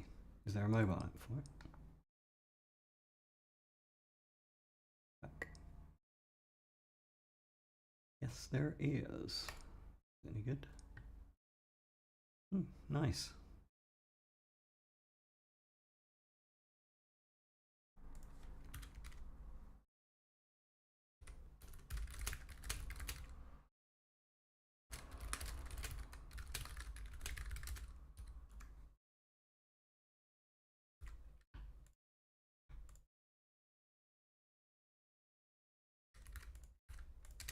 Paperless NGX is a document management system featuring a full searchable local digital archive with automatic scanning, tagging, and organizing. Jellyfin is a media server that gathers films, series, and music into a personal streaming library that you control without any subscriptions or tracking. Kiwik serves Wikipedia and other vast knowledge collections offline to any device, making the world's information instantly searchable without an internet connection. OpenWebUI is a self-hosted interface that turns local or remote LLMs into a clean ChatGPT style workspace with conversations, tools, and workflows. You can use these apps and more locally, just like any other service, the only difference being that you control everything and you own your data. This rugged AGM phone actually pairs extremely well with the server. ZimaOS is fully compatible with Android, and you've got apps or web apps for all of the services we're running. But there's more that earn this.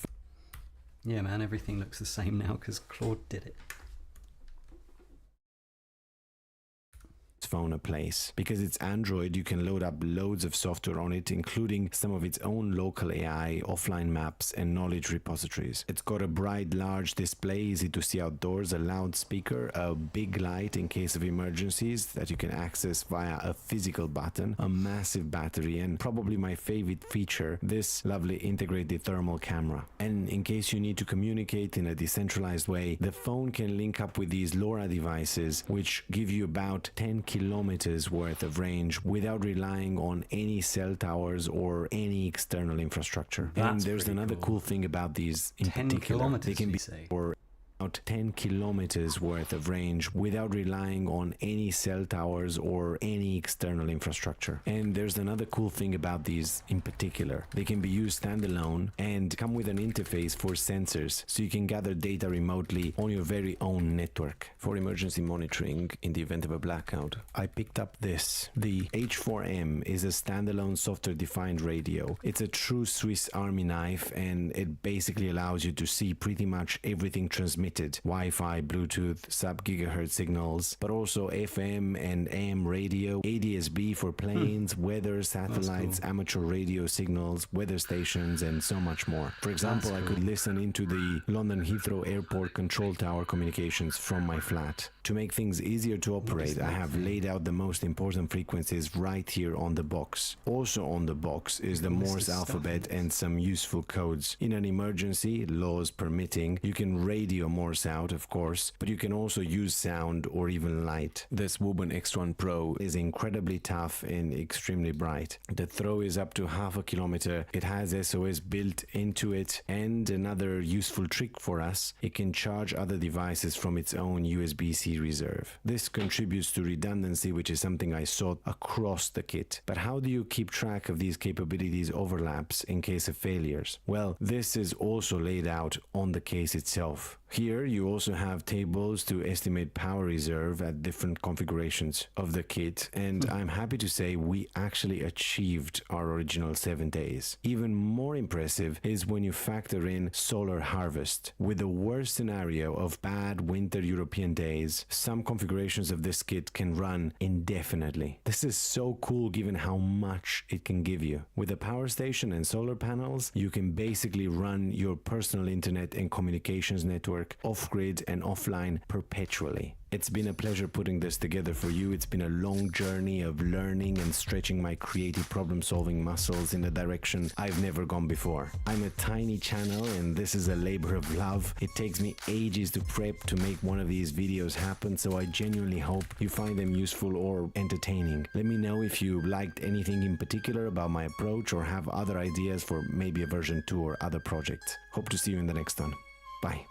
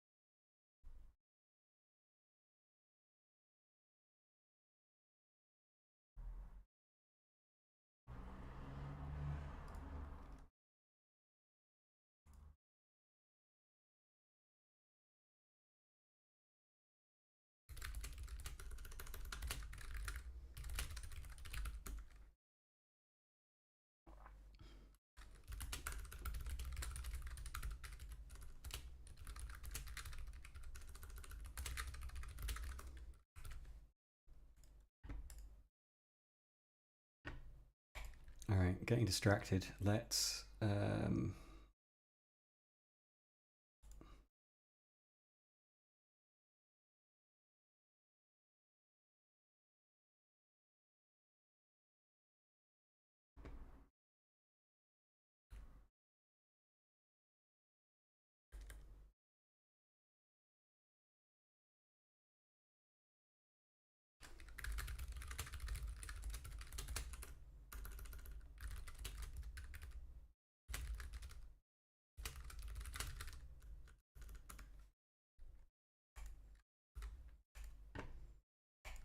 right.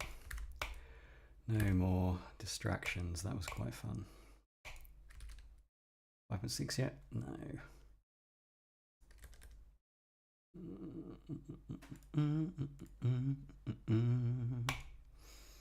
Is anyone talking about it yet?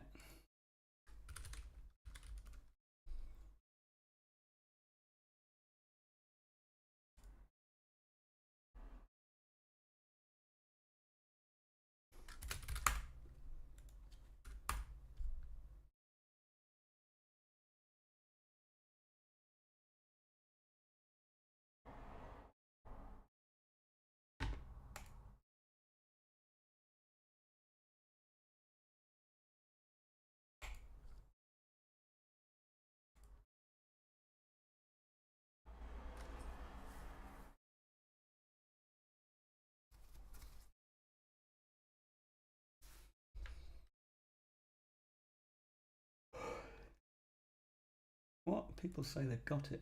What you doing?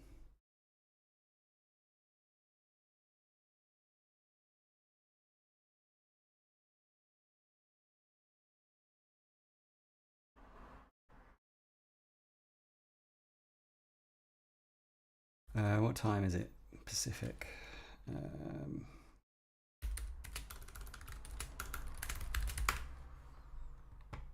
Oh, it's not going to be for a few hours yet, is it? They're barely even up.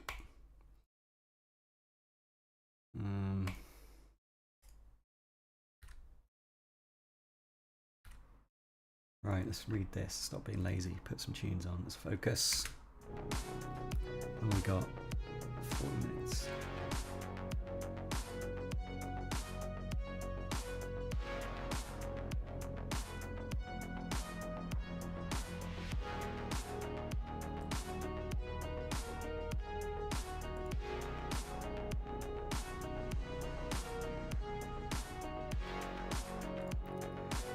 Right, so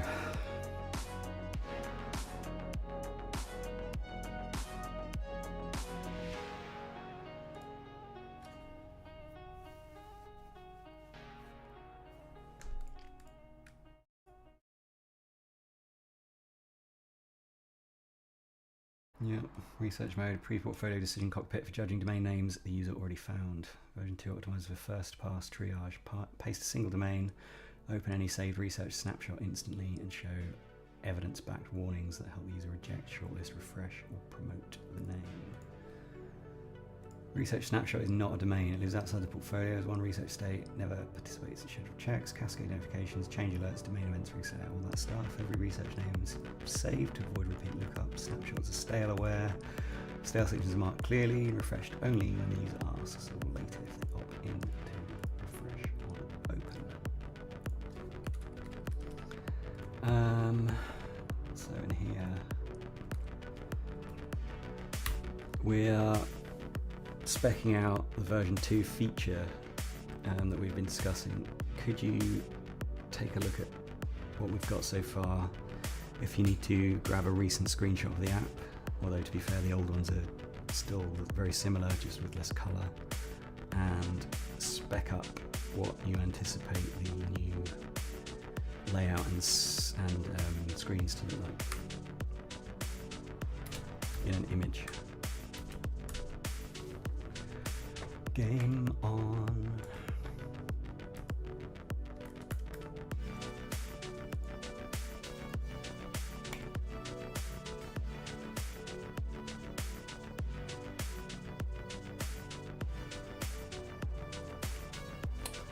Okay. Okay, we've got the new Firefox extension there. Where we need to go about this. Nope, did that again.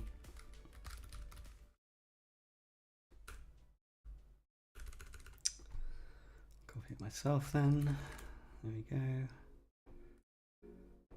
Inspect, reload. No, it's different now, isn't it? Remove that. Add one. Up. Stop doing this. So annoying. Alright. No.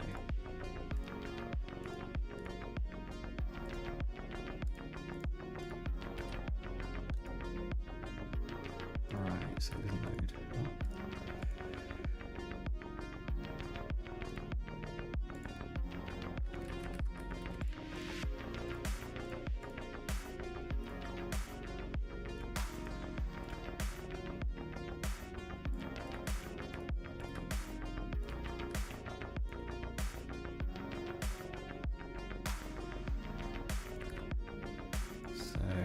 What?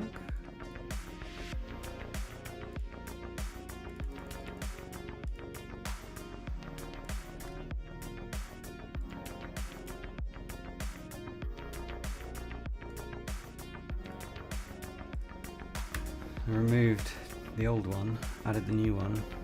It doesn't work.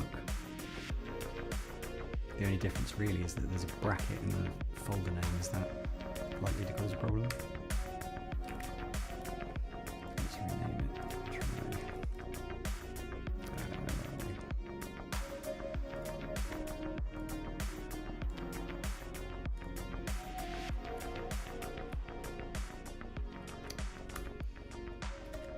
goodness sake, just to select the top one. I know why this is so hard. Since when did enter go into the directory on macOS? It just never does that.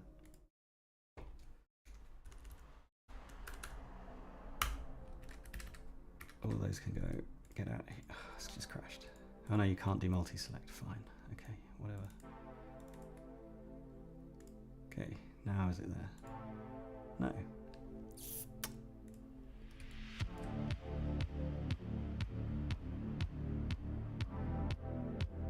That's right, all live if you have access, checking whether the file is getting past pre-write. No, you misunderstand me. The extension never appears in the address bar anymore. The first version worked fine, it just got the error when I clicked the extension icon. But now there's no extension icon at all with the second one. Did something else change?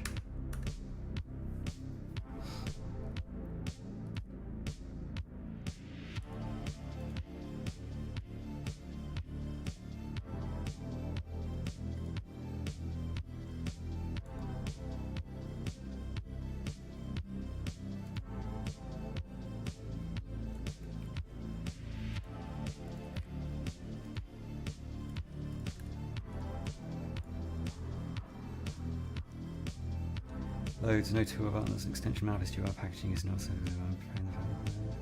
like source of extra Firefox data collection manifest I feel they added after the first working icon build. What data collection manifest field did you add and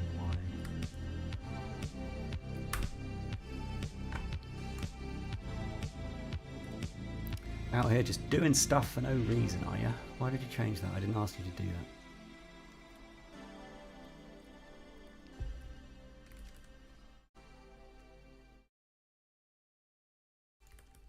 How did our review go over here?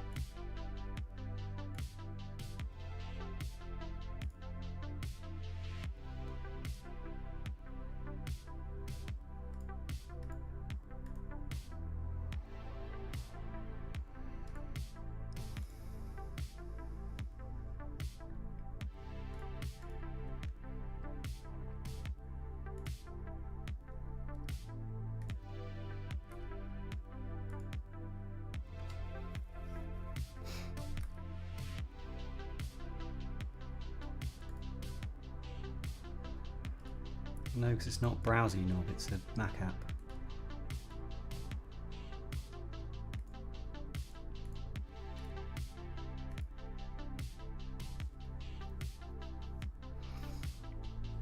And when you've done that,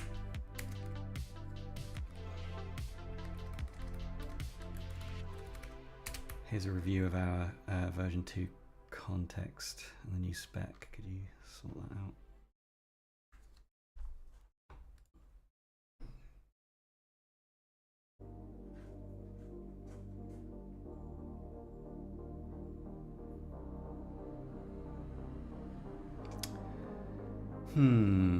Does that make sense? Oh, where'd it go?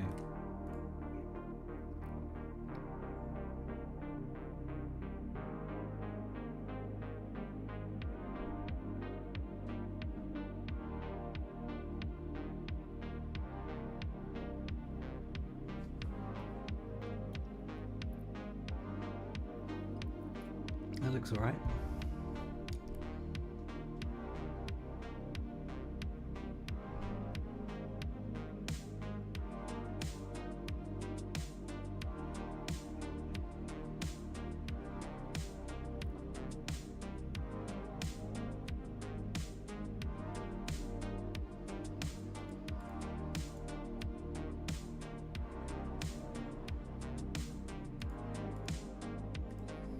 Yeah, it also looks nothing like the existing app.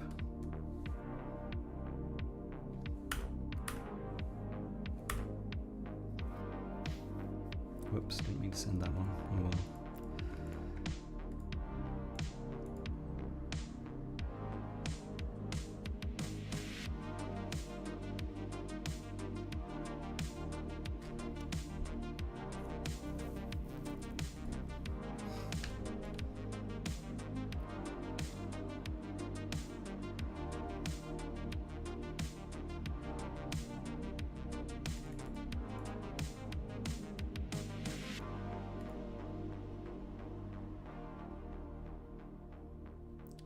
Just fucking change the ESLint config for just off its own back. Like, really need to stop doing that stuff, mate. Breaking the next lint stack. What's going on with ESLint then? Doesn't version 10 come with Next.js? We should probably keep on the latest release, otherwise we're going to end up with a bunch of stuff that doesn't work or isn't up to date. Can you start a new thread and fix the ESLint stuff and get us back on 10, please?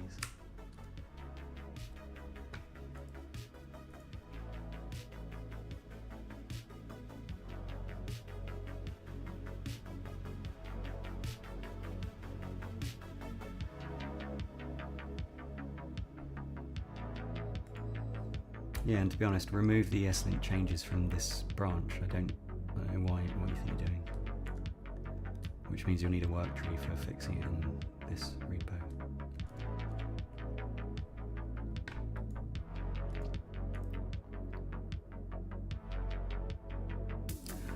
Hey Flappier, how's it going? Flappier, is that how you say your name?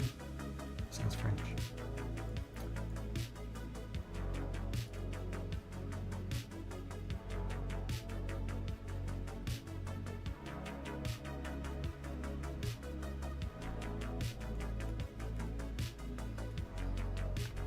Right.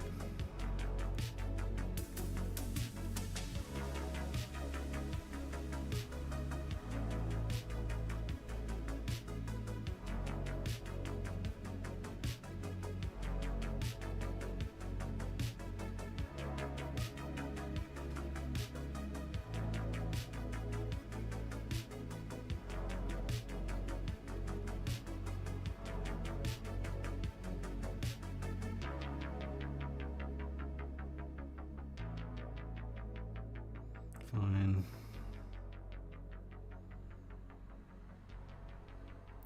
Providers in the layout.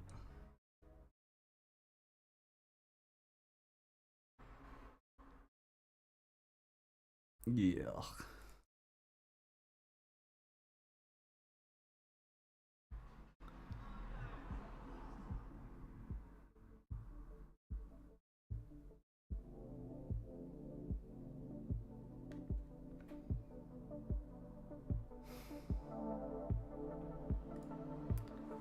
Is this still the best way to do this?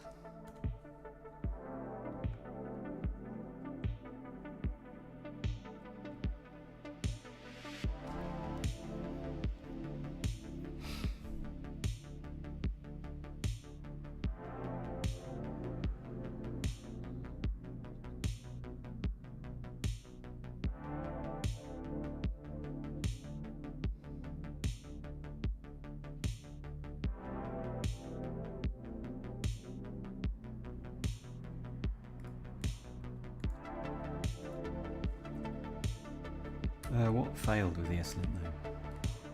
And why?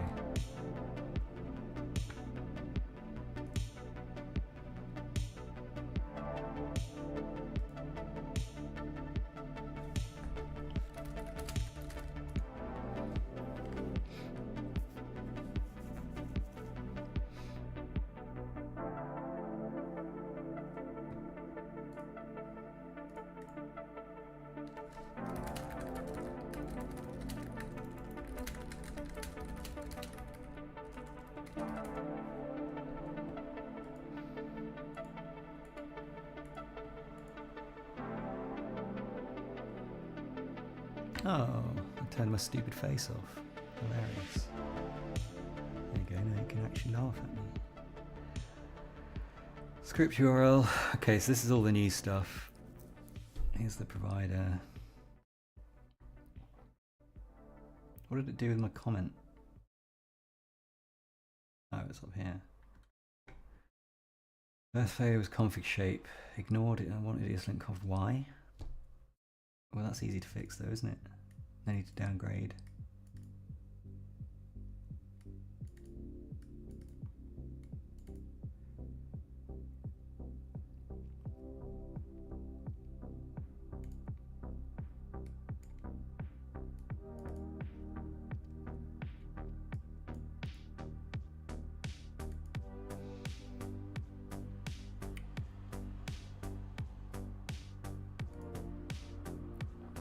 Where is it? Here.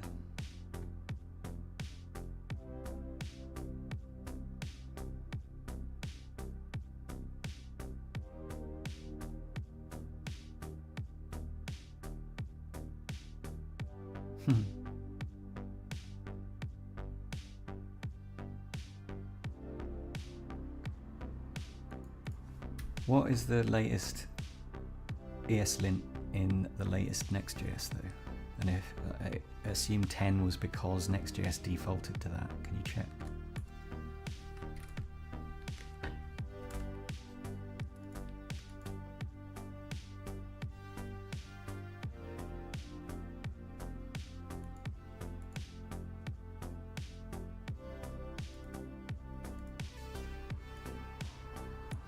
Pinned are really unusable. I can't use these.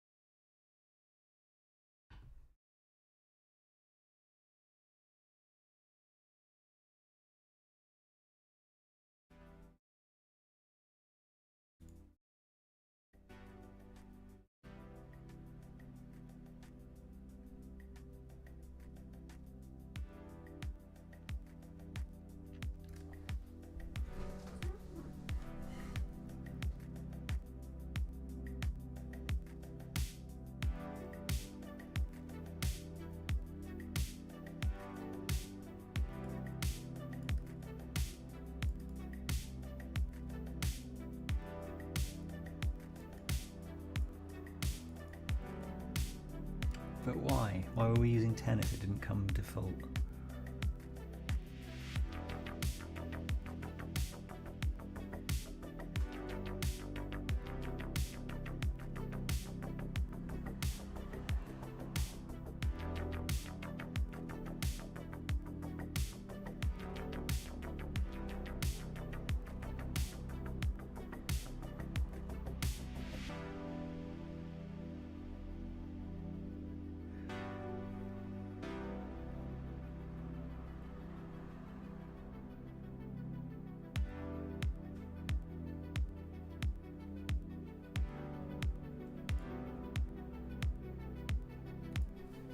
Can you go and look at the history and figure out when we switched to ESLint 10 then? If 9 was the default with Next.js, why are we using 10 in the first place?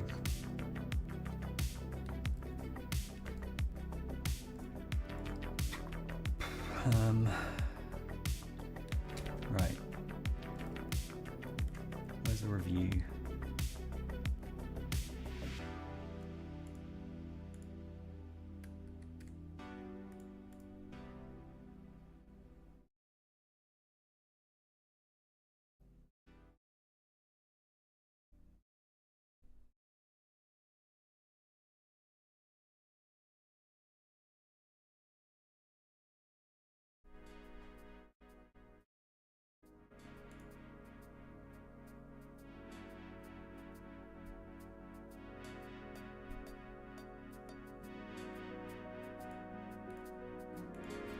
I didn't ask you to create the issues. They're being done, aren't they?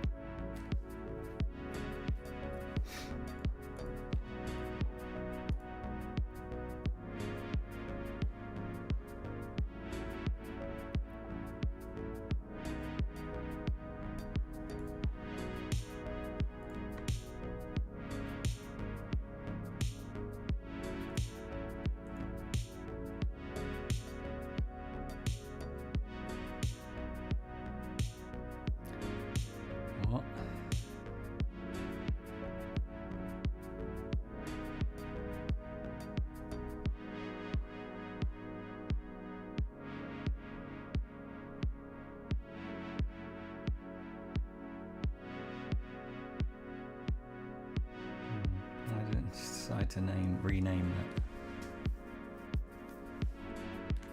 Doesn't actually need it anywhere else, does it?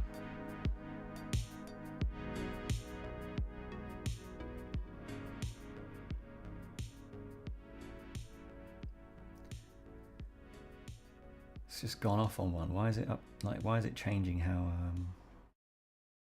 the nav works? Why have you been editing the nav and changing how it works? What does it actually do? You just remove the ref. I don't know. Because we never used it anywhere. Looks like we didn't. Okay, fine.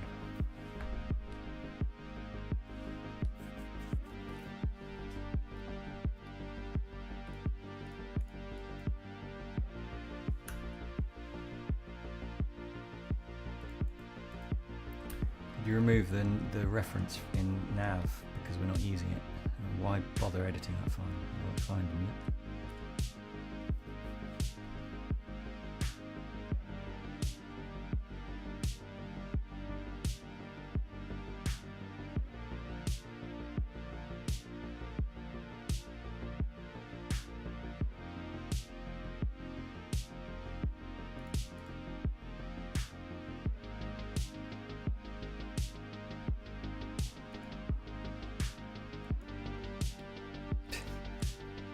Is it now?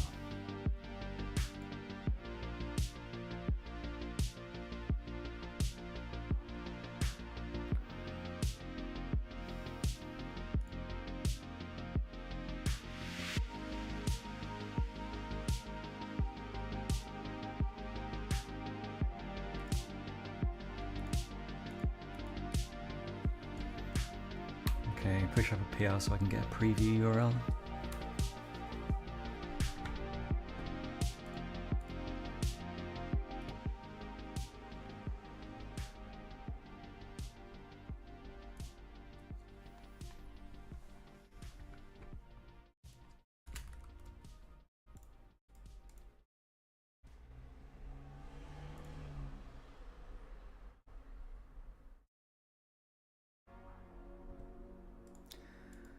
All right.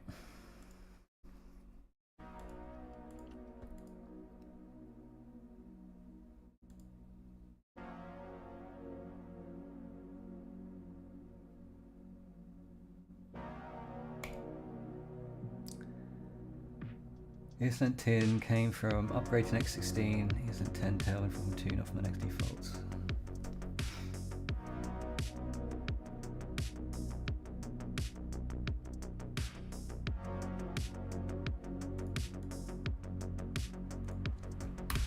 Okay, yeah, make a PR, merge it, sounds fine.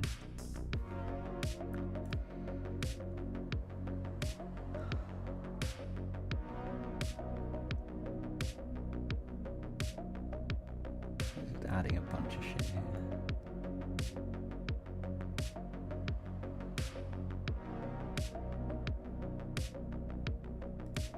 Explain the global ignores to me. Why have you added that? Oh, and why did we not have it before? Because we've not run linting on the build directories, have we?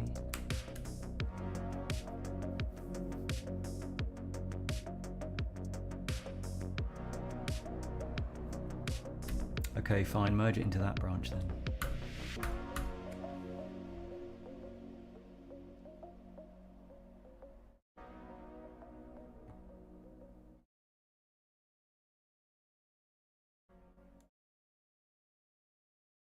Bingo.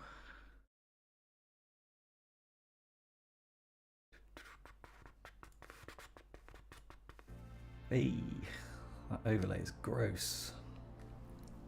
Oh, this is good, isn't it?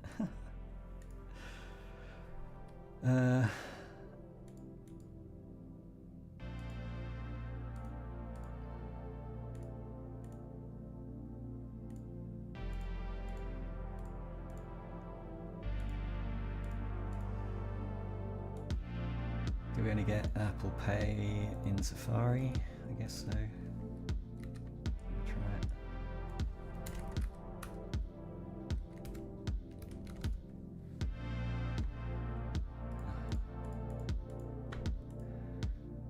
It's so annoying having to log in for FSL previews.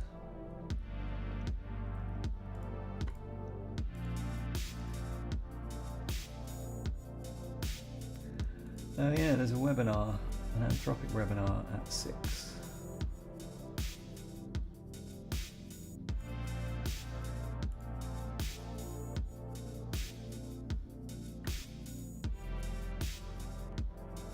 Come on, send me an email.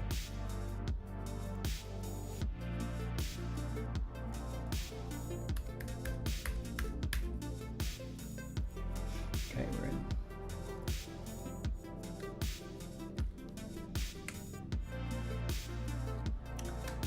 Don't see Apple Pay.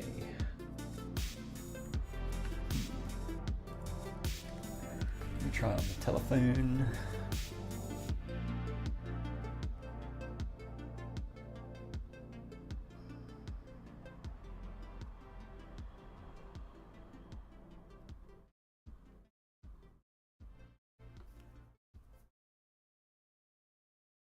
Loading checkout. Pay by card. Type in all your card details. No Apple Pay in Safari on iPhone. How irritating. It doesn't extend 100%. That might be why it was fucking with the nav. Okay, so the overlay is really light and looks terrible.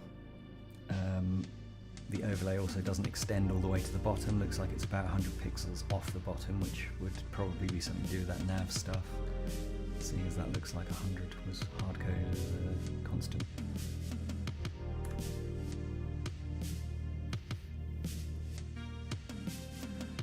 Also, I don't see Apple Pay. Do I have to enable that in Lemon Squeezy? Let's go and have a look. Oh, I got it in this window. Yes. Oh, I'm probably not logged in, am I? I'm not.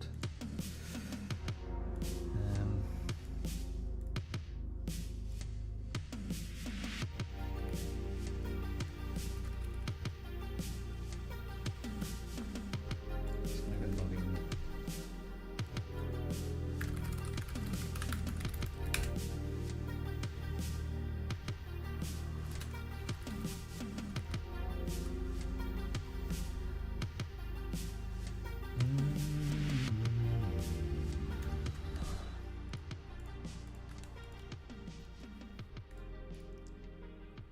Nope, settings I guess. Plans, billing, payout, team, stores. No.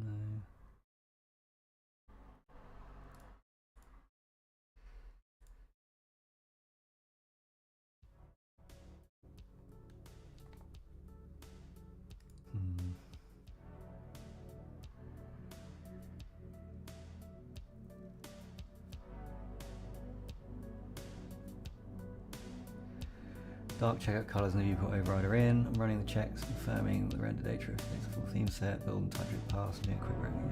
Local servers up, checking the actual generated checkout link. Ahrefs now include the dark checkout colors. Let's try one browser level click check.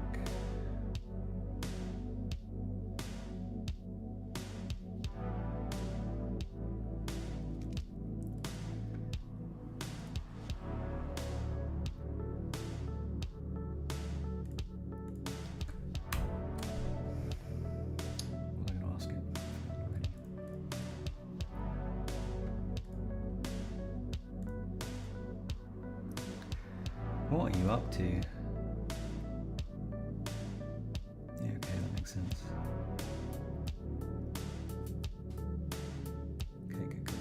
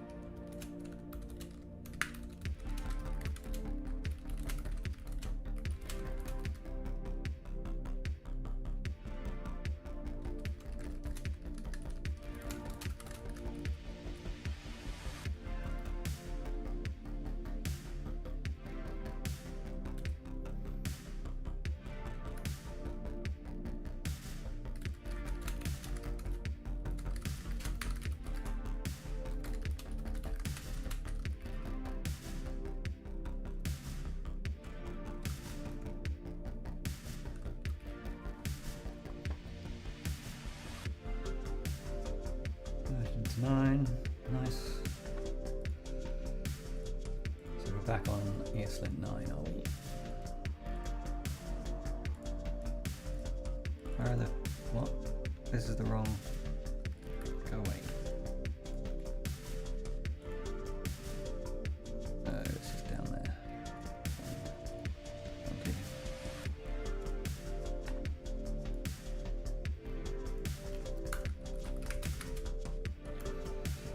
All the latest changes to the PR, we merged another change in with the ESLint stuff.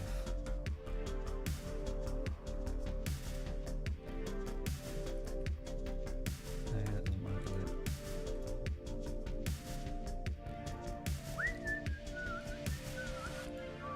That's better. It's still kind of shit though. How do we customize it? I can't see it. I can't see the settings. General, domains, integrations maybe? Nope. Email, affairs, recovery plans, billing. That's for me to pay. Oh, don't give away all that stuff. Boom, boom, boom. API. Nope. Design is only this. Maybe it's set up. I'm not going to click on that on stream.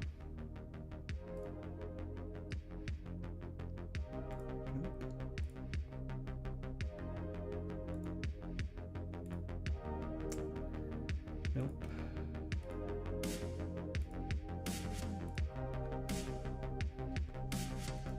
Maybe it's just in the docs and you have to send it in a query string.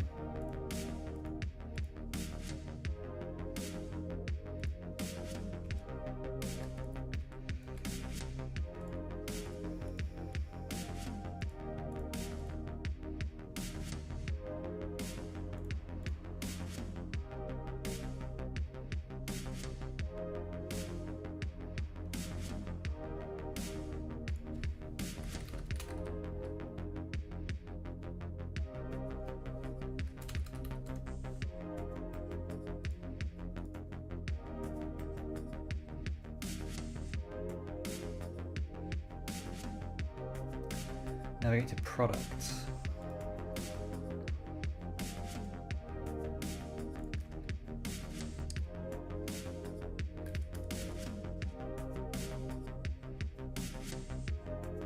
No, that's just creating a link. Create checkouts using this API. Overlays, here we go. Oh, what happened?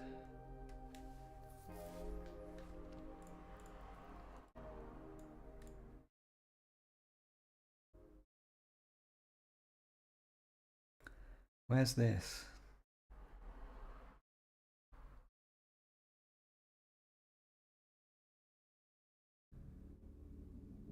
I don't have any customer information. Checkout, pay address, tax number, discount code.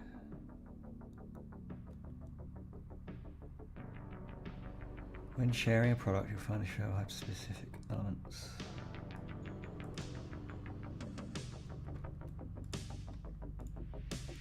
Okay, so it's here we go to share. Oh, I see.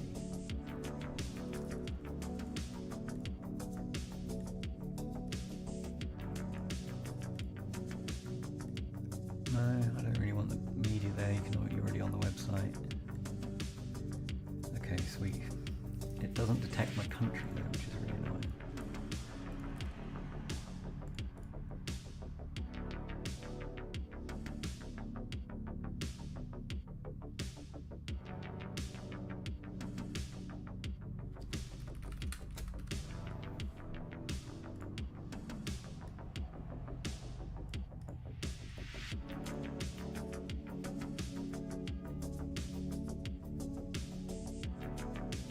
Weird.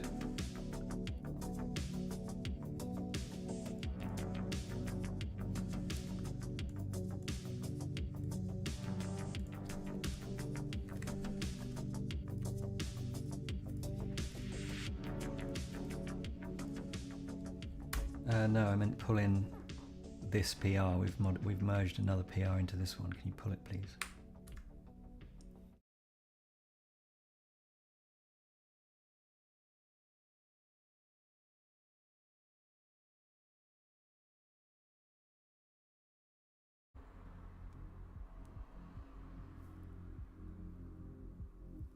you. Was it? When did you pull that then? I didn't see you do that. But okay, whatever you say. I still don't see Apple Pay, even in Safari on iOS. How do we enable Apple Pay with Lemon Squeezy? Nearly at our context limit. Should have stopped a long time ago.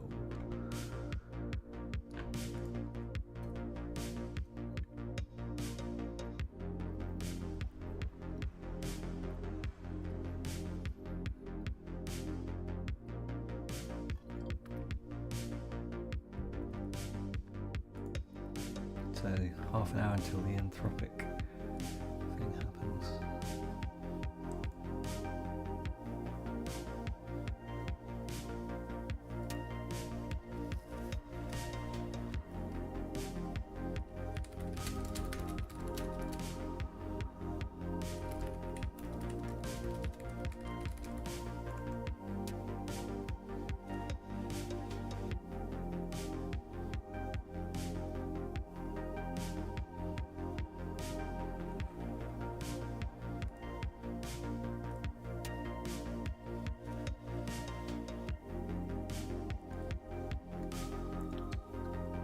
Ah, sorry to hear that, man.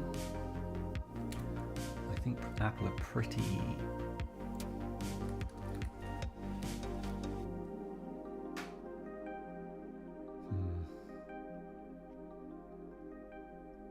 Oh, sorry to hear that, buddy.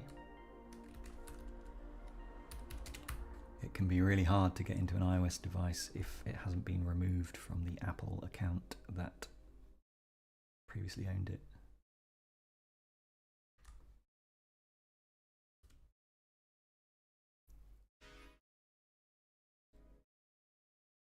Alex probably knows more about this than I do.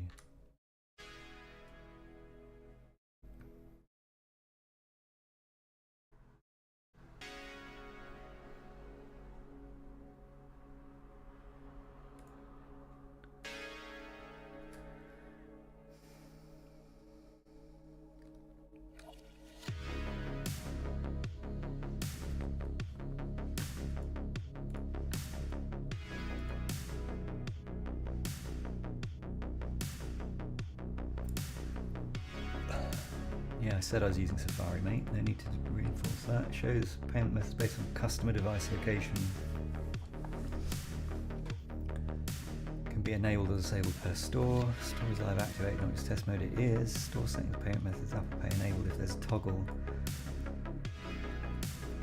I'm asking you, is there a toggle? For goodness sake.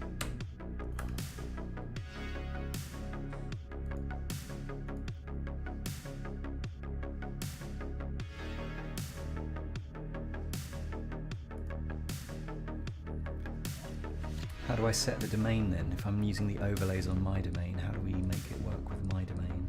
Because I haven't set that already.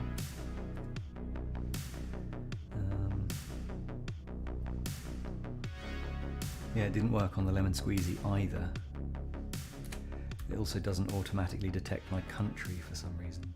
It defaults to the United States, which also requires the full address entry, not just the postcode like the UK checkout does when I change it to UK. Oh, and we're compacting, so it's not going to have a clue what we're doing. All right, what we got over here?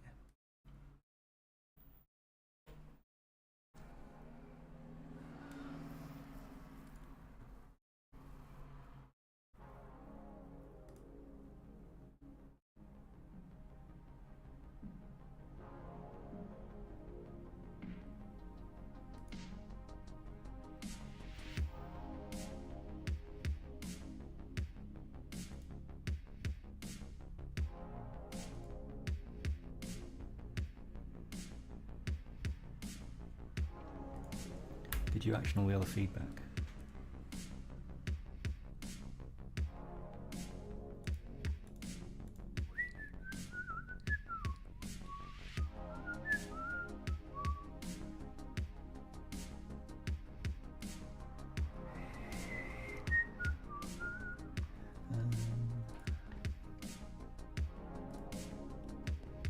Oh yeah, that one, we require all the keys setting, I'll do that later.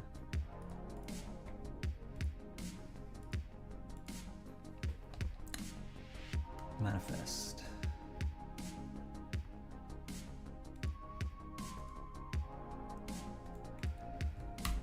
Okay, I'm gonna need another build mate.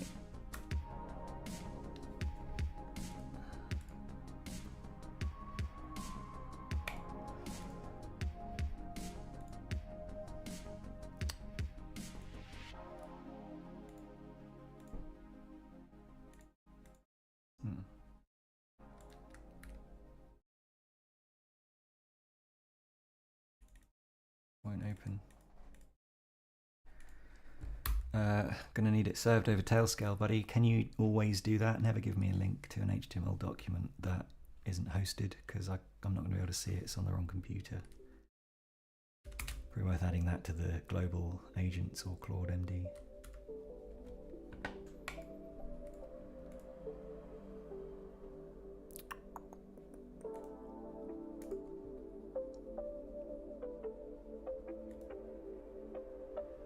Come on, come on. So people are saying that 5.6 is 10 times faster. It's going to be absolutely insane.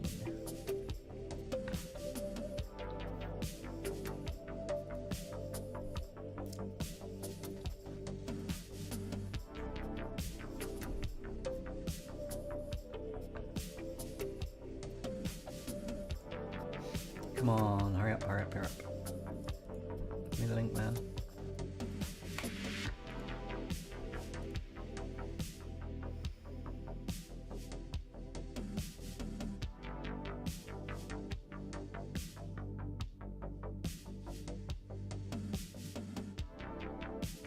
Store settings, payments, payment method. Maybe I haven't told it on. I get to store settings. Store. There isn't. What? This dashboard sucks, man. I can never find anything. Payment / payment method. Oh, that's product search. For goodness sake. Right, nice over all-time revenue there.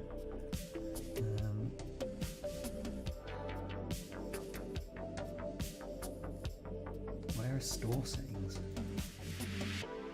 Stores. Oh, for goodness sake. Where are the store settings? I can't find them.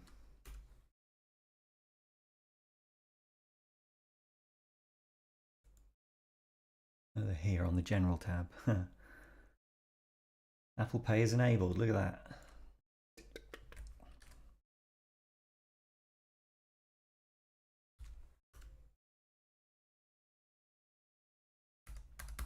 Why doesn't escape work? Stop. Stop, mate.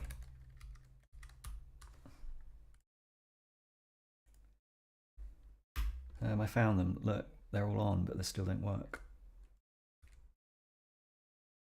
Send the message, god damn it.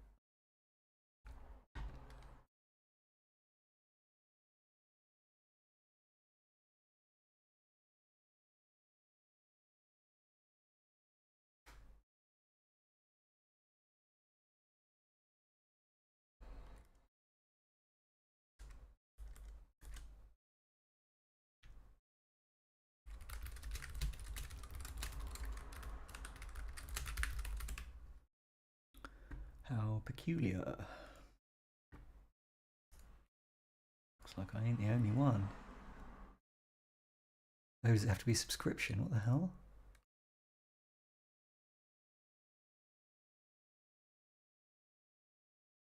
Oh, so you do have to put the domain in. Okay, so it sounds like we do have to put the domain in. Where do we do that?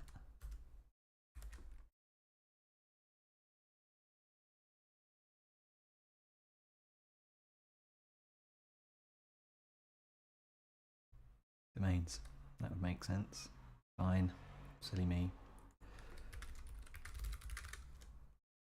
DNS?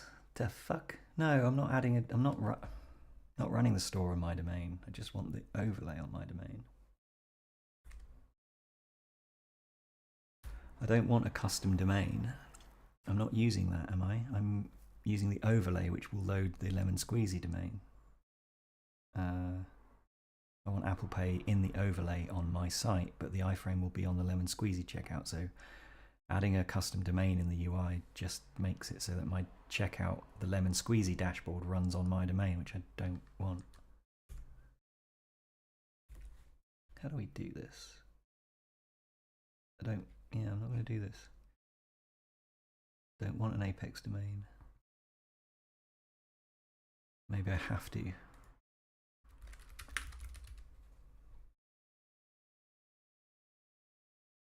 I can do it. Okay, you must also add a text. Okay, so I have to do the text stuff. That's fine. I can do that. Nope.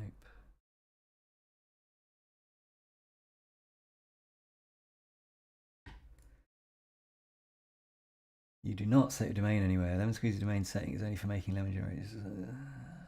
It's a branded checkout domain. It's not required for the overlay flow you want. For our overlay Apple Pay path, your site loads Lemon. Lemon creates Lemon Squeezy checkout iframe. Lemon's iframe should handle Apple Pay. Script users handle payments, so our page is not obviously blocking wallet payments. Let's say payment methods are shown automatically when available. So if Apple Pay does not show, then adding a custom domain is very unlikely to fix it. The thing to verify, our store is activated live. Yes, it is. Product checkout is the live product, not a test checkout. Yes, it is. Testing in Safari and iOS, macOS with Apple Pay fully set up. Yes, it is. I use it all the time on my phone, but it doesn't show up on my phone in Safari. Lemon Support can confirm wallet provisioning for the store. The only site-side thing I'd change now is the country default. Apple Pay itself needs Lemon Squeezy to sort if hosted checkout doesn't show it.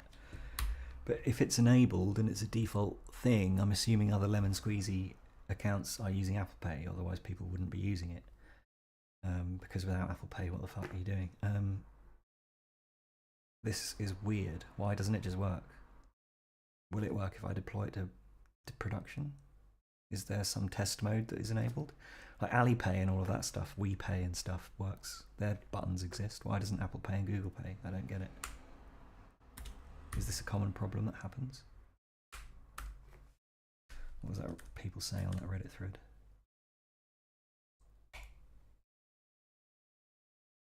You need an Apple Dev account to set up Apple Pay. That's fine, I've got one of those. After getting the cert, etc. from Dev Console, you need to set it up with your payment processor, then you can test in Sandbox. So I need to set it with Stripe? Don't mention any process like that, really annoying. I can't find anywhere to configure or apply the cert in Lemon Squeezy UI. Just have a toggle to accept Apple Pay. Maybe I'm in the wrong place. You set it up with Lemon Squeezy, is there any chance you're willing to share more details about how? I'm getting told I need to get ready to go. Even for my hosted checkout, it does not appear. The domain is validated in my Lemon Squeezy dashboard, and the URL has a legitimate, well-known merchant ID domain association as well, yet the Apple Pay doesn't appear. Support tickets open for weeks now. It is pretty hot, yeah. How hot is it in here? It's 29.6 degrees inside right here. What is it outside?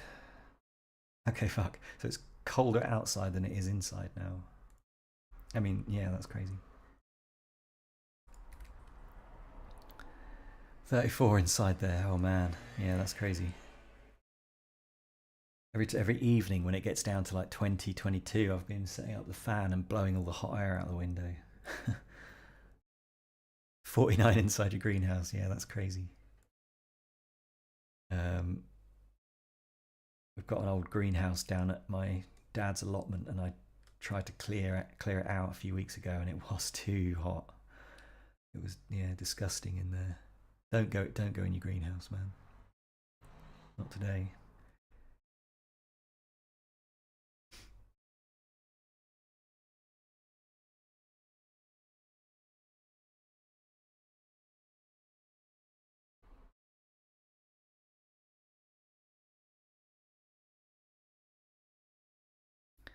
Yeah, this is super annoying.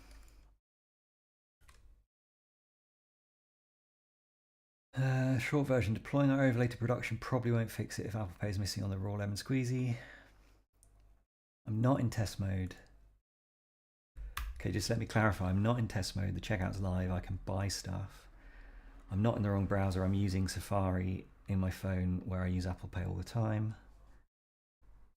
What does Apple Pay need wallet set up with a usable card on that device? Google Pay needs, yeah, it's set up on my phone. I use it all the time. Lemon provisioning, if all the above is true and the raw Lemon checkout still doesn't show Apple Pay in Safari, Lemon needs to fix/verify the store's wallet provisioning. As merchant of record, that's their side. How? Where does it mention the wallet provisioning? How do we set it up? What do we need to do? Where in the docs can I find the instructions to set this up? Go ahead and add the GB setting if you want, but ideally it would be detecting the visitor's location so that they get their country also auto-selected. This is basic stuff.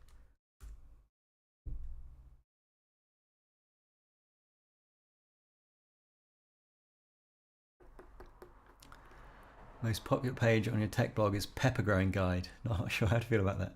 Amazing. I was going to grow some peppers next year because it's a bit late this year, but I will look that up and add more analytical page views for you. That is pretty funny. Like, growing stuff's really cool. They were planted some runner beans last week, and my brother sent me a picture showing me that the bloody rabbits have eaten them, which is really, really kind of sucks. Bloody rabbits. And look for an actual lemon squeezy Apple Pay setup provisioning doc. Yes, that's what we want. Because if they don't have any docs, what on earth is that about? That's crazy. Why is there no docs? Oh, I see Apple Pay on other sites. Now I need to find out. Hey, thanks, man.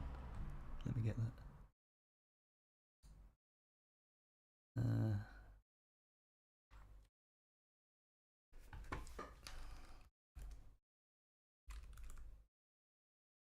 Oh, fuck's sake. Just send me to stream chat. Come here.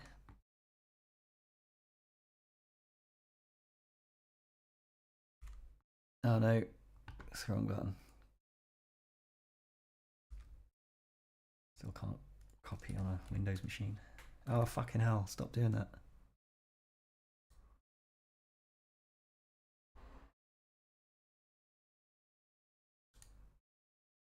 Copy. Blimey.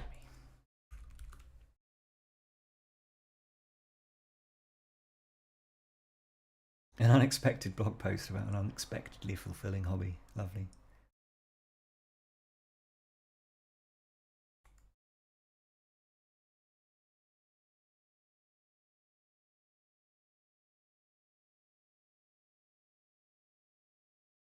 Lovely, that's good, that'll do. Locale is fine by me. I mean, to be honest, we should probably fall back to US because most people are in the US, right? So fall back to US should be the fallback.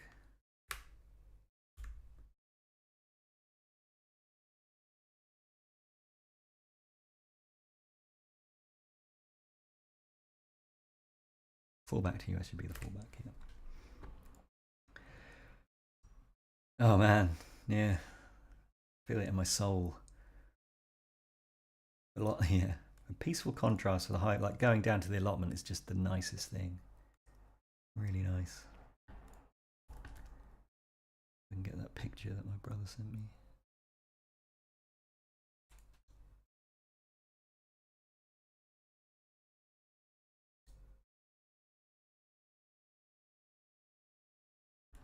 Yeah, check it out.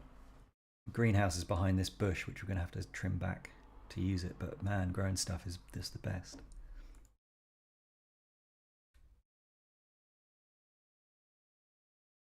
Oh, hell yeah. Look at those monstrosities. They look amazing.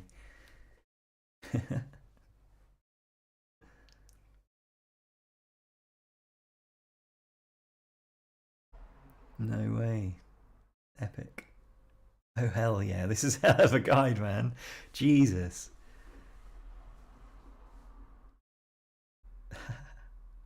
Amazing. Oh, wow. That looks sick. Amazing. Look at that. How long did they last after you'd harvested them all, though? Ah. Okay, you had a use for them. Incredible. What's this? You may soon find yourself slightly obsessed with hot sauces. Attending hot sauce events. Hilarious. Oh man, no wonder this did well. The pictures are beautiful and it looks extremely detailed. Yeah, that's sick, man. What did you do with them all? You can't have eaten all of those after picking them. What a beautiful, colourful picture that is.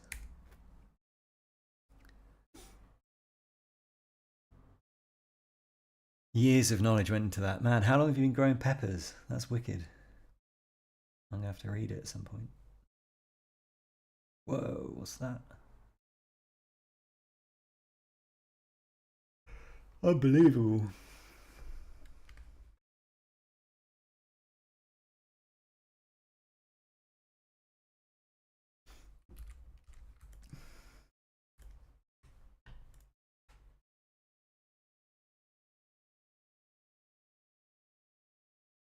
Lots of sauces, gave some away, dried some into powder, made some jalapeno poppers. Very cool. Yeah, that's epic, man.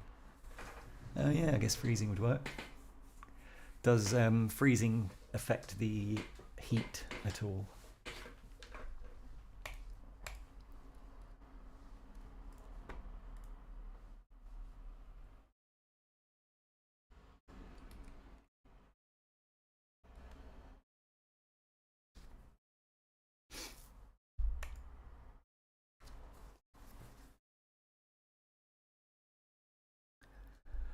What sort of mushrooms did you grow?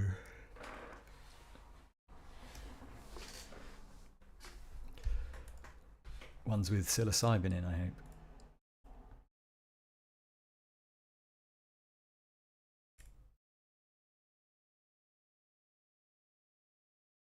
Oyster mushrooms. Nice. God, look at those beauties. Right, one more snooze, and then I'm going to have to get ready to go out.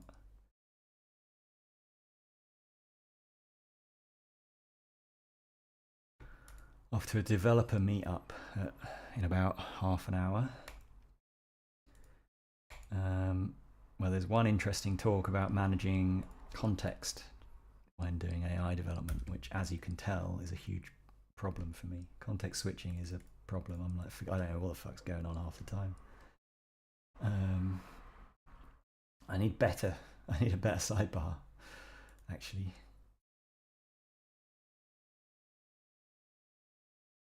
Uncle Ben's rice packets, hilarious.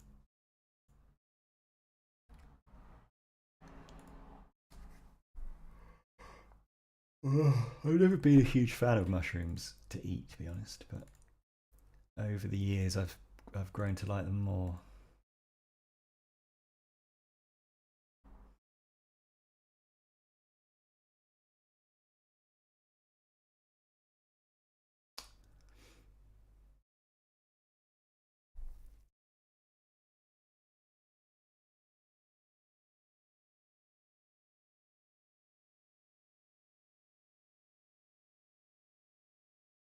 I saw a Reddit post where someone else couldn't get Apple Pay to work. Could you check if it's common for this to be the case? I don't know what's going on.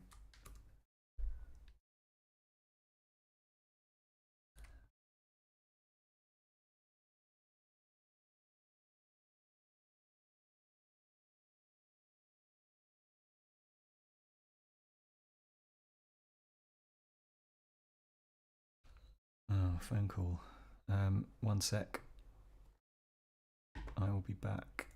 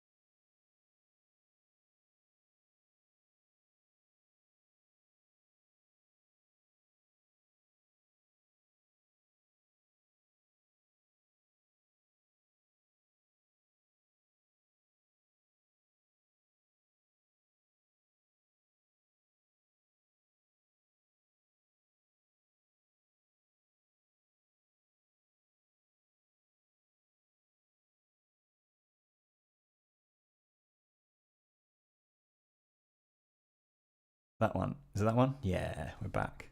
Hopefully you didn't hear my whole conversation about someone who needs a guitarist, but it doesn't really matter if you did. Someone needs a guitarist who can sight read for an amateur dramatics performance.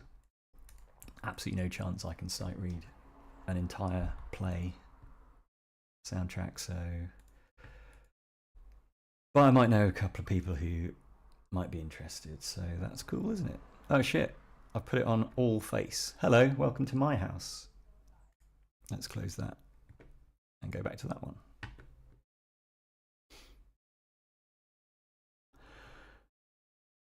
Yeah, guitars. Where are they? Yep, the beauties that I don't play anywhere near enough these days.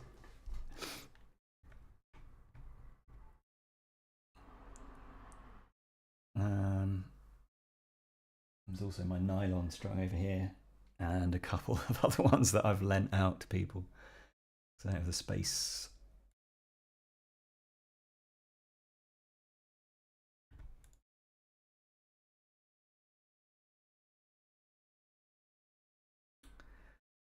Right, where were we? I'm going to have to go in a minute because I've got to go to this meetup, but... Oh, I missed the message. Whilst I was on telephone.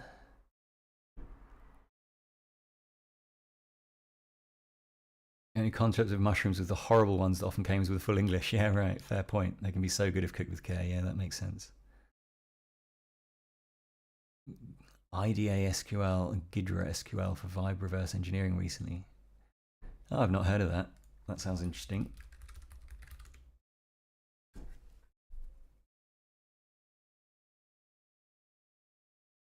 Vibe reverse engineering. Interesting.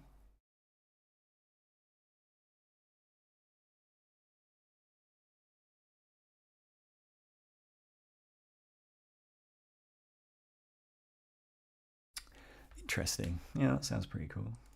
I don't know anything about reverse engineering really, so I guess I can't comment, but... Alright, where are we at?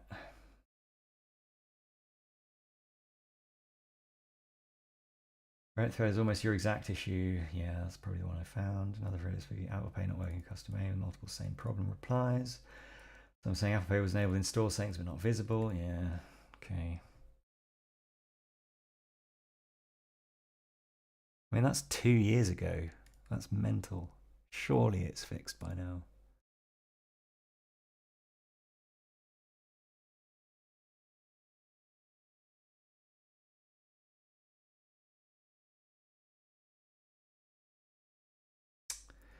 Is it because I was paying in the UK? So now I've updated it. Can you push this and merge it? Merge the PR? And then I'll try it live with the Great Britain set. Maybe it's because it was defaulting to US, I don't know. Apps for reverse engineering binaries. They now have those SQL plugins to allow agents to query them from binary files. Sounds pretty cool. I don't know anything about that. I don't really build binaries either, I guess.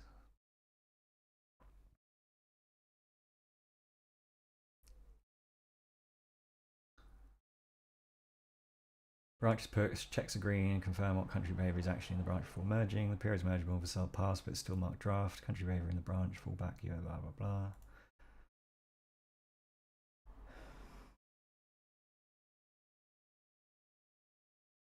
Cool. What's the time?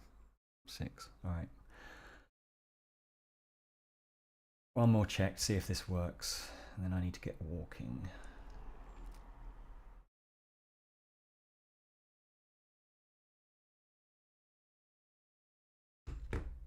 Screw it. It's not like anyone's going to buy it while I'm away. So I'm going to wrap up. Thanks for hanging out. That was fun, and keeps me more on task than I probably would have managed by myself. So take it easy. Have a lovely evening, and I will see you probably. I'll be back tomorrow, I reckon, and we'll finish this off. Maybe we'll get to the bottom of this Apple Pay thing. Cheers, man. Hopefully it is good and not too hot in there, and the aircon works.